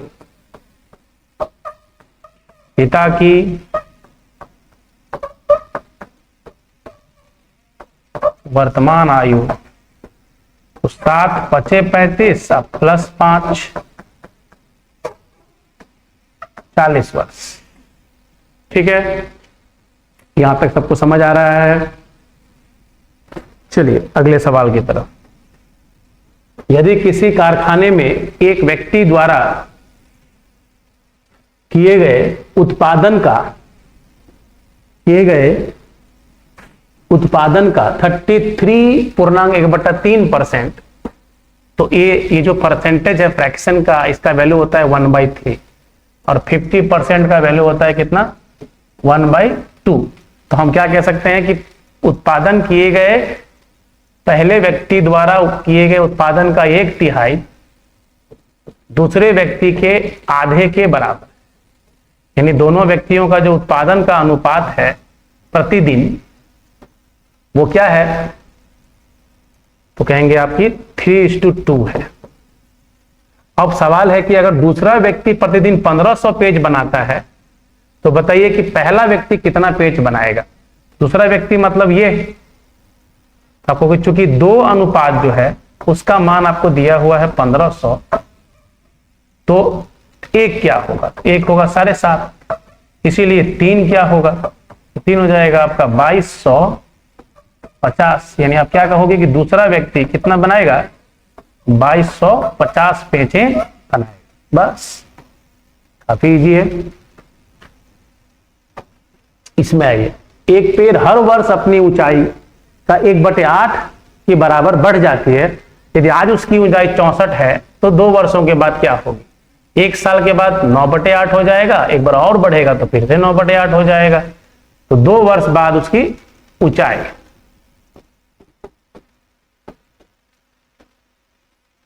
तो वो हो जाएगा 80 64 कैंसिल 81 सेंटीमीटर। किसी पारी का उच्चतम स्कोर कुल स्कोर का 2/9 भाग था, तो दूसरा उच्चतम स्कोर शेष स्कोर का 2/9 था। तो माना कि जो टोटल स्कोर है, let total score be x, ठीक है, लेट। तो क्वेश्चन कहता है कि x का 2/9 भाग जो शेष रन बचा, मतलब कितना बचा 7/9x, शेष स्कोर का 2/9 भाग था। दूसरा जो इससे कम स्कोर है वो, एक तो ये सबसे ज्यादा स्कोर है, उससे कम जो है वो शेष स्कोर का 2/9, और उन दोनों का अंतर 8 का है। 81 से गुना मार दीजिए तो ये हो जाएगा 18x और 7 दूना 14x और ये 8 गुने 81। तो ये घटेगा आपका 4x, 2 बार में कटेगा, x का मान 162, which will be your final answer. उसका जो टोटल स्कोर था वो 162।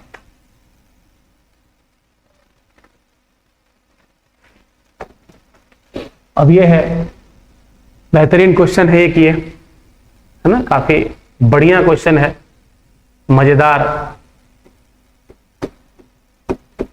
क्वेश्चन है। देखिए कैसे बनाते हैं इसको हम लोग कि 7310 रुपये को 45 व्यक्तियों में, जिनमें पुरुष, स्त्री और बच्चे हैं, बांटा जाता है। स्त्रियों, पुरुषों तथा बच्चों के धनों में आपको अनुपात दिया हुआ है, टोटल पुरुषों, स्त्रियों और बच्चों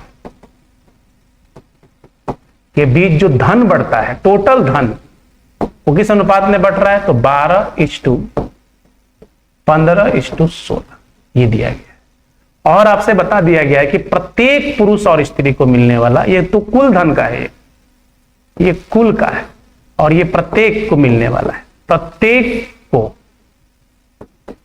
प्राप्त धन का जो अनुपात है वो 6:5:4 है।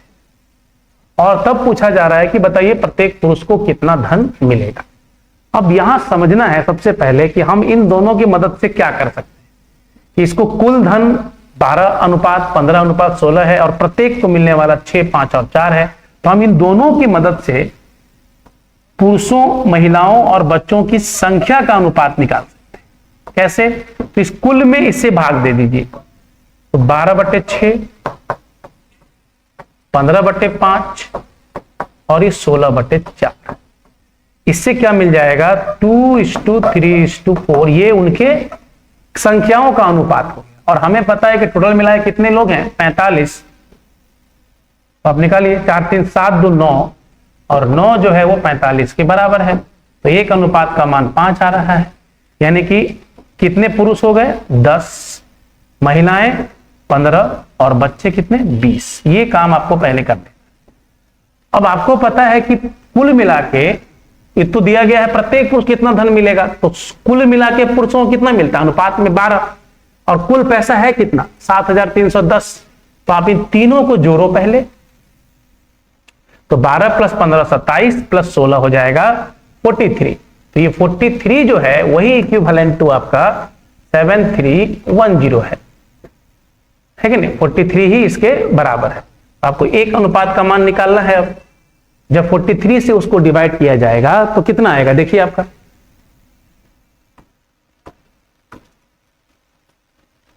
तो 43 से काटिए। आप इसको कितनी बार काट सकते हैं, देखें एक बार। तो ये बचेगा आपका 301, उतरेगा तो फिर कितनी बार जाएगा ये 7 बार। 21 7 का 28 32, मतलब कि 170 आपका आ रहा है। तो एक अनुपात का मान आ गया आपका। अब आपको निकालना है पुरुषों का कुल धन, और उसके बाद क्या पता करना है प्रत्येक पुरुष को कितना धन मिलेगा। तो प्रत्येक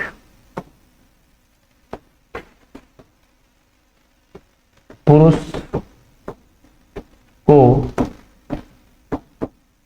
प्राप्त धन बराबर बनाइए।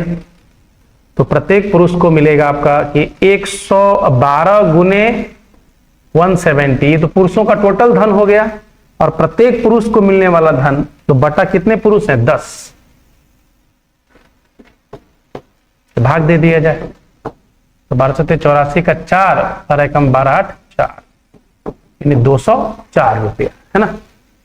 पहले तो आपने क्या निकाल लिया पुरुषों का कुल धन, उसमें 70 से गुना किया, फिर उसमें संख्या से भाग दे दिया, तो आपको मिला प्रत्येक पुरुष को मिलने वाला धन। आइए, धोनी और गंभीर की मासिक आय का अनुपात 4:3 है और उसके खर्च का अनुपात 3:2 है। यदि उनमें से प्रत्येक 600 रुपये प्रति माह की बचत कर लेता है तो गंभीर की आय क्या है। देखिए दोनों का अंतर, यहां भी एक यहां भी एक है ना। तो अब देखिए, तो इसका आय 4 है तो इसका जो खर्च है वो 3 है, तो 1 का अनुपात है अंतर का। तो ये है 4:3 का, और उनका जो खर्च का अनुपात है वो भी आपको दिख रहा है 3:2। दोनों में अंतर सेम है। ये किसका है, धोनी का, और ये गंभीर का। दोनों में अंतर 1, और वही 1 दिया गया 600 रुपये के बराबर। तो आपसे पूछ रहा है बताइए कि गंभीर की आय कितनी थी, तो आप 3 का निकाल दो। गंभीर की आय तो 3 गुने 600, यानी कि 1800 रुपया। एक्स प्रतिलोम विचरण करता है घनमूल y को, यानी x जो होता है वो इनवर्सली प्रोपोर्शनल है 1/3 y के। ये आपको दिया गया है ना। प्रतिलोम मतलब इनवर्सली प्रोपोर्शनल, किसके, तो घनमूल y के। तो अब आप देख पा रहे हो कि इसको जब सॉल्व करोगे तो आप क्या देखोगे कि x जो होगा वो बराबर होगा k इंटू 1/3 y के। ठीक है, तो हम क्या कर सकते हैं कि k का मान पहले निकाल लेते हैं कि k कितना होगा, ये देख लेते हैं। तो पहला शर्त, ये तो रिलेशन हुआ आपका, सबसे पहले हम क्या पता कर लें k का मान। तो x जब 6 होता है तो y का जो मान होगा वो बताया जा रहा है कि 125 होता है, तो 3/125। तो k का वैल्यू आपको मिल जाएगा, ये आएगा 5, तो 5 छक्के 30, यानी k इक्वल टू मिल गया आपको 30, यानी जो कांस्टेंट था वो समानुपातिक ध्रुवांक वो आपको मिल गया।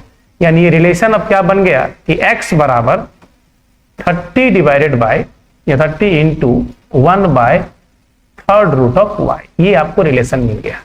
अब आपका सवाल है कि जब y 27 होगा तो x का मान क्या होगा, निकालिए अब। तो x इक्वल टू कहां, at y equal to 27, x equal to 30 divided by 3/27, तो 30 क्यूबिक रूट 3 होगा, यानी 3 10 है कि नहीं। तो कितना देखा आपने, ये 10 हो गया। क्लियर। थर्ड रो तक एक व्यक्ति 40 की दूरी पर एक स्थान पर पहुंचना है। वह 16 की रफ्तार से 4 की चाल से पैदल चलकर शेष दूरी को साइकिल से तय करता है। यदि वह 16 किलोमीटर की दूरी साइकिल से तथा शेष दूरी 4 किलोमीटर की चाल से चलकर पैदल तय करता हो तो उसे पूरी यात्रा समाप्त करने में 1 घंटा अधिक लगता है। तो साइकिल की चाल बताइए। कुल दूरी कितनी है उसकी, 40 किलोमीटर। ठीक है। और बताया जा रहा है कि वह 16 की दूरी 4 किलोमीटर की चाल से पैदल चलकर तथा शेष दूरी साइकिल से तय करता है। और वह 16 किलोमीटर की दूरी साइकिल से, शेष दूरी अगर x किलोमीटर की चाल से तय करे तो उसको पूरी यात्रा समाप्त करने में 1 घंटा अधिक लगती है। चलिए मान लेते हैं साइकिल की चाल कितनी, मान लिया जाए साइकिल की चाल x किलोमीटर पर आवर। तो पहला शर्त देखिए और दूसरा शर्त देखिए। तो दूसरा शर्त में 1 घंटा का अधिक समय लग रहा है, दूसरा पहला ले लीजिए आप। तो पहले में क्या लगेगा देखिए। तो यदि 16 की दूरी को वह साइकिल से जा रहा है तो समय कितना लगना चाहिए, 16/x। और शेष दूरी कितना बचा, 16 में जब 40 में घटाएंगे तो 24, और उसको जा रहा है 4 की रफ्तार। और ये जो भी टाइमिंग आता है टोटल माइनस, अगर वह क्या करे 16 की दूरी को 4 की रफ्तार से, यानी 16/4, और जो शेष दूरी उसका बचा यानी 24, उसको अगर x से जाता है, वो दोनों में समय में 1 घंटे का अंतर होता है। समय में 1 घंटे का अंतर होता है।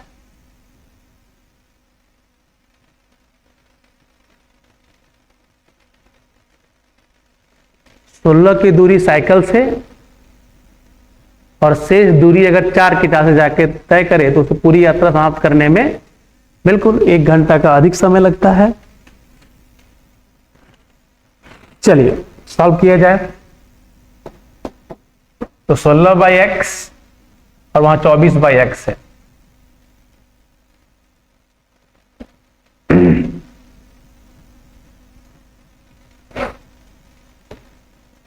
(16/x माइनस 24/x) और ये कटेगा तो +6 और ये -4 इक्वल टू 1। जब इसको सॉल्व कर रहे हैं हम लोग तो ये आ रहा है -8/x, और इधर आ जा रहा है आपका 6 में 4 गया तो 2, उधर जाएगा तो -2 यानी -1 आ रहा है। यानी x का मान हमें 8 मिल रहा है। यानी हम क्या कहेंगे, साइकिल की जो चाल होगी वो क्या हो जाएगी, 8 किलोमीटर प्रति घंटा। यदि 9 इंजन 8 घंटे प्रतिदिन कार्यरत रहते हैं, 24 मीट्रिक टन कोयले का खपत करते हैं। यहाँ 2 प्रकार के इंजनों का चर्चा हुआ है। और तो 8 इंजन अगर प्रतिदिन 13 घंटे कार्यरत रहकर कितने कोयले खपत करेंगे। जब पहली प्रकार के इंजन, यानी पहली प्रकार की जो 3 इंजन है, पहली प्रकार की 3 इंजन उतना कोयला खपत करेगी जितनी दूसरी प्रकार की 4 इंजन। ये दिया गया आपको इंजन का जो एफिशिएंसी है, कौन कितना खाता है। तो E1:E2 क्या हो जाएगा आपका, 4:3 हो जाएगा। ठीक है। चलिए अब हम लोग अपना जो फॉर्मूला है उसका यूज करें, M1D1 वाला। तो 9 इंजन है पहले केस में, जिसकी क्षमता 4 है, जो कि 8 घंटे कार्यरत होकर 24 मीट्रिक टन कोयले का खपत करता है। ठीक है। तो बताया जा रहा है कि अगर 8 इंजन हो जिसकी क्षमता 3 है, 13 घंटे अगर कार्यरत रहे तो कितने कोयले का खपत करेगा। ठीक है। ये है दोनों का गुना, मशीन की संख्या, उनकी क्षमता, मशीन की संख्या और उसकी क्षमता। और ये समय है आपका, और वर्क है नीचे जितना कोयला यूज करता है वो। अब आप इसको सॉल्व करें और फटाफट इसको निकाल दिया जाए। तो कटेगा कौन? कटेगा कौन? 8 से 8, और ये 3 से 3 बार में, फिर 4 से ये 6 बार में, 3 से ये 2 बार में, और डब्ल्यू का मान आ जाएगा 26 टन, यानी metric ton, sorry 26 metric ton कोयला वो खपत करेंगे। एक आदमी 2 घोड़ा खरीदता है 1350 रुपए में, एक पर उसे 6% की हानि होती है। 2 घोड़ों का क्रय मूल्य है, उसे पहले वाले घोड़े पे 6% का हानि होता है और दूसरे वाले घोड़े पे लाभ होता है, और पूरे सौदे में उसको ना तो लाभ ना ही हानि। तो सीपी निकालने के लिए कहा जा रहा है। रेशियो देख लीजिए, घटेगा तो 7.5 और ये आ जाएगा 6, यानी रेशियो हो गया आपका 15:12 का, 15:12 का। इसको काटिए, 3 × 5 = 15 और 3 × 4 = 12। अब इस अनुपात में इसको बांट दिया जाए, 5 × 9, 9 से इसको काटा जाए तो 15 बार में कट रहा है।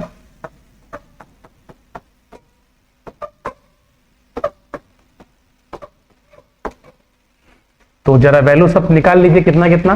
तो 150 पचे एक हो जाएगा आपका 750, और ये वाला हो जाएगा आपका 15 चौके 60, यानी 600 रुपया। 600 और 750, इन पहला 750 और 600। किसी चिड़ियाघर में खरगोश एवं कबूतर हैं, यदि सर की गिनती की जाए इनकी संख्या 200 है और टांगों की गिनती करें तो इनकी संख्या 580 है, तो कबूतर कितने होंगे? तो कबूतर की संख्या, कबूतरों की संख्या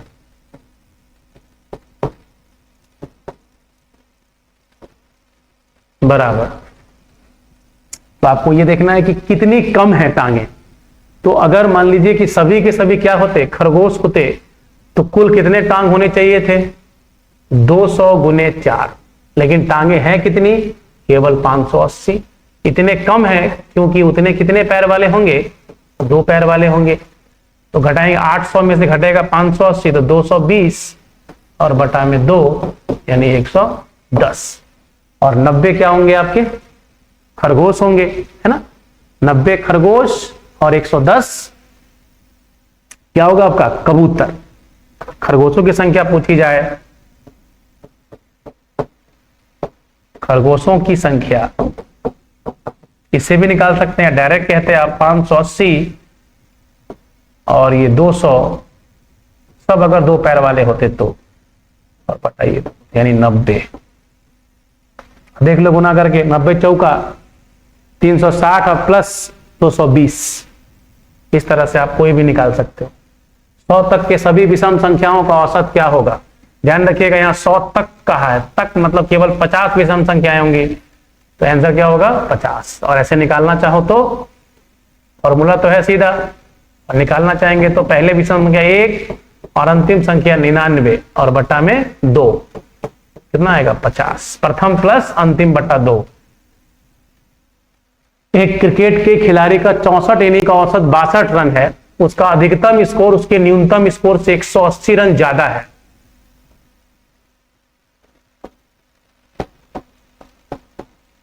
अधिकतम स्कोर x, और तो एक है आपका न्यूनतम स्कोर से 180 ज्यादा है। न्यूनतम स्कोर x माइनस 180। अब अगर इन दोनों पारियों को निकाल दिया जाए, यानी कि x प्लस x माइनस 180, इन दोनों पारियों को निकाल दें, तो जो बची हुई पारी होगी,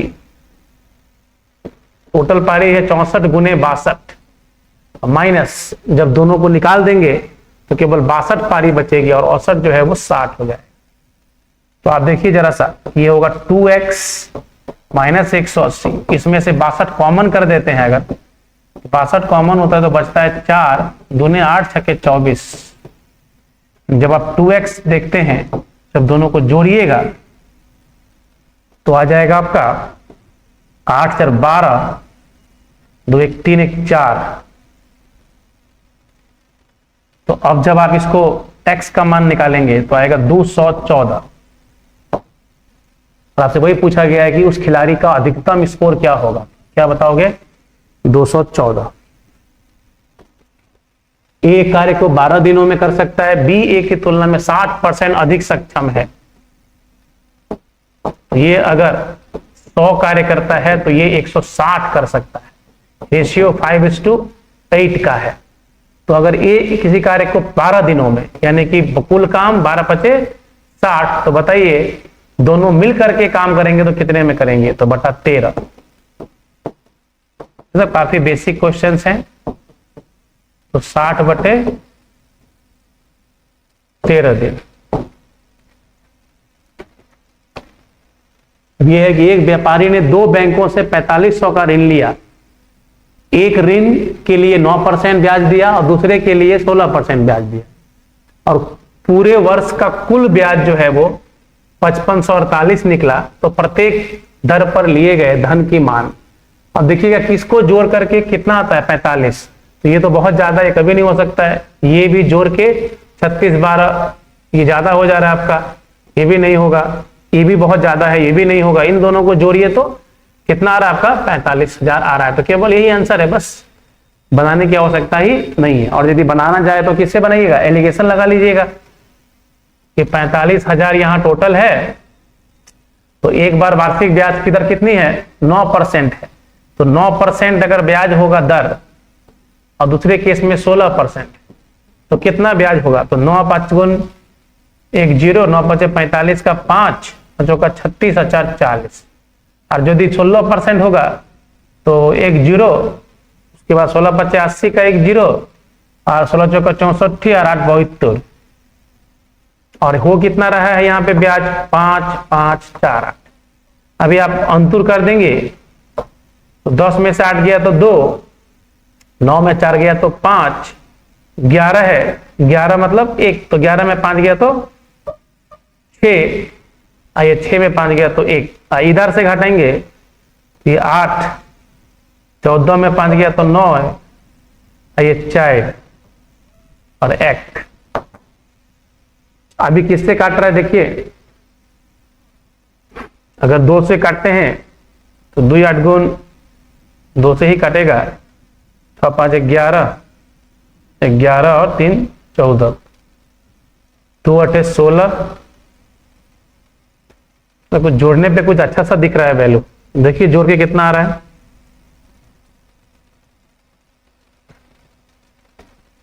इन दोनों को ऐड किया जाए, 16 + 14 कटने वाला होना चाहिए। 8 2 10 का 0, 4 5 4 9, 1 10 का 0, 5 6 11, 1 12 का 2, 5 1 6 और 1 7। ये तो ठीक है। इधर 8 बचा, जोड़ रहे हैं तो 8, 9 5 14 का 4, 4 1 5। चलिए ठीक है, परफेक्ट। काटिए तब, थोड़ा छोटा कर दीजिए। 2 8 गुण 16,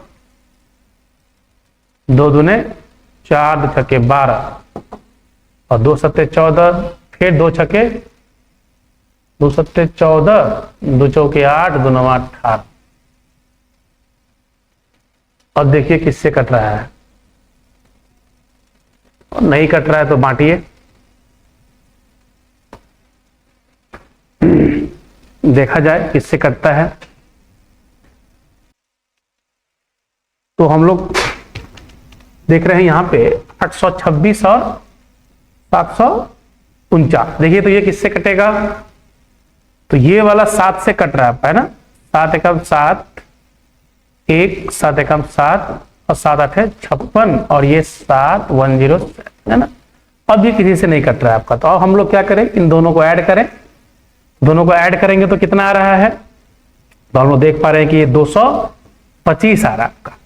तो हम लोग क्या कह सकते हैं अब कि 225 जो है वो किसके इक्विवेलेंट है आपका, 4500 के। इसीलिए 1 क्या होगा, जब 1 निकालोगे तो 1 का वैल्यू 1 अनुपात ये आपका कट रहा है 2 बार में यानी 200, तो 1 अनुपात 200 मिल गया आपको।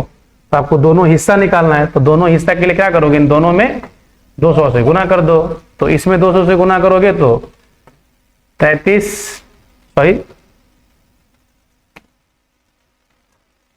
118 दूना 236 और इसमें दुगुना करोगे तो 204। यही 2 वैल्यू हो जाएगा आपका। ठीक है, चलिए आगे बढ़ते हैं हम लोग। अब यह है कि एक ठेकेदार ने एक कार्य को 124 दिनों में करने का ठेका लिया और उसके लिए 120 व्यक्ति नियुक्त किए। 64 दिनों बाद उसे पता लगा कि उसने 2/3 काम पूरा कर लिया है, तो उसे कितने व्यक्ति को हटाकर वह कार्य निश्चित समय पे पूरा कर सकता है। जैसे कि आप देख रहे हैं कि ठेकेदार ने जो काम लिया था 124 दिनों में करने का लिया और उसने उसके लिए 120 आदमी काम पे लगा दिया। तो 120 आदमी ने 64 दिनों में कितना काम कर लिया था, तो 2/3 काम पूरा कर दिया था। 2/3 काम, तो जो शेष काम बचा था वो केवल 1/3 था। तो इस स्पीड से चलता तो बहुत जल्दी काम खत्म हो जाता, लेकिन हमारे पास अभी भी 60 दिन बचे हुए हैं। इसीलिए 120 लोगों में से हम लोग क्या करेंगे, कुछ आदमियों को निकाल देंगे जिससे कि मेरा काम सही समय पे यानी कि बचे हुए और 60 दिनों में पूरा हो। जल्दी भी नहीं करना है खत्म, लेट भी नहीं होना चाहिए। ये 3 कैंसिल, 60 से कट रहा है ये 2 बार में, 64 दूना 128। तो आप देख लें इसको सॉल्व करके, तो m का मान आपका आ जाएगा, ये 2 था एक आपका, सॉरी, तो ये आ जाएगा आपका 240 और -2m। तो हमारा जो m हो जाएगा आपका 2m बराबर हो जाएगा 240 - 128 यानी 112 हो जाएगा आपका। तो हमारा जो m का मान हो जाएगा वो हो जाएगा 56। कितने आदमी निकाल दोगे आप, 56 आदमी। अब ये है कि राम, श्याम और सीता जो क्रमशः किसी काम को 4 5 और 4 6 और 8 दिनों में करती हैं, तीनों ने मिलकर काम खत्म किया और 78 रुपये पाया, तो सीता का हिस्सा बताएं यदि मजदूरी काम के हिसाब से मिलता हो। तो सब लोग साथ में काम किए हैं, इसीलिए हम लोग क्या कह सकते हैं कि यहाँ पे जो कार्य का जो अनुपात होगा, जो कार्य का अनुपात होगा वही उनके क्षमता के अनुपात के बराबर ही होगा। कार्य का जो अनुपात होगा वो उनके क्षमता के अनुपात के बराबर होगा। ठीक है, क्यों, क्योंकि यहाँ टाइम जो है वो सेम है सभी के लिए। यहां हम कह सकते हैं कि हमारा जो राम है, श्याम है और जो सीता जी है, उनकी जो एफिशिएंसी है काम करने की वो क्या है, 1/4, 1/6 और 1/8। जो हम लोग इसको सॉल्व करेंगे यानी 12 से गुना कर दें तो 3 2 24 से करना होगा हमें।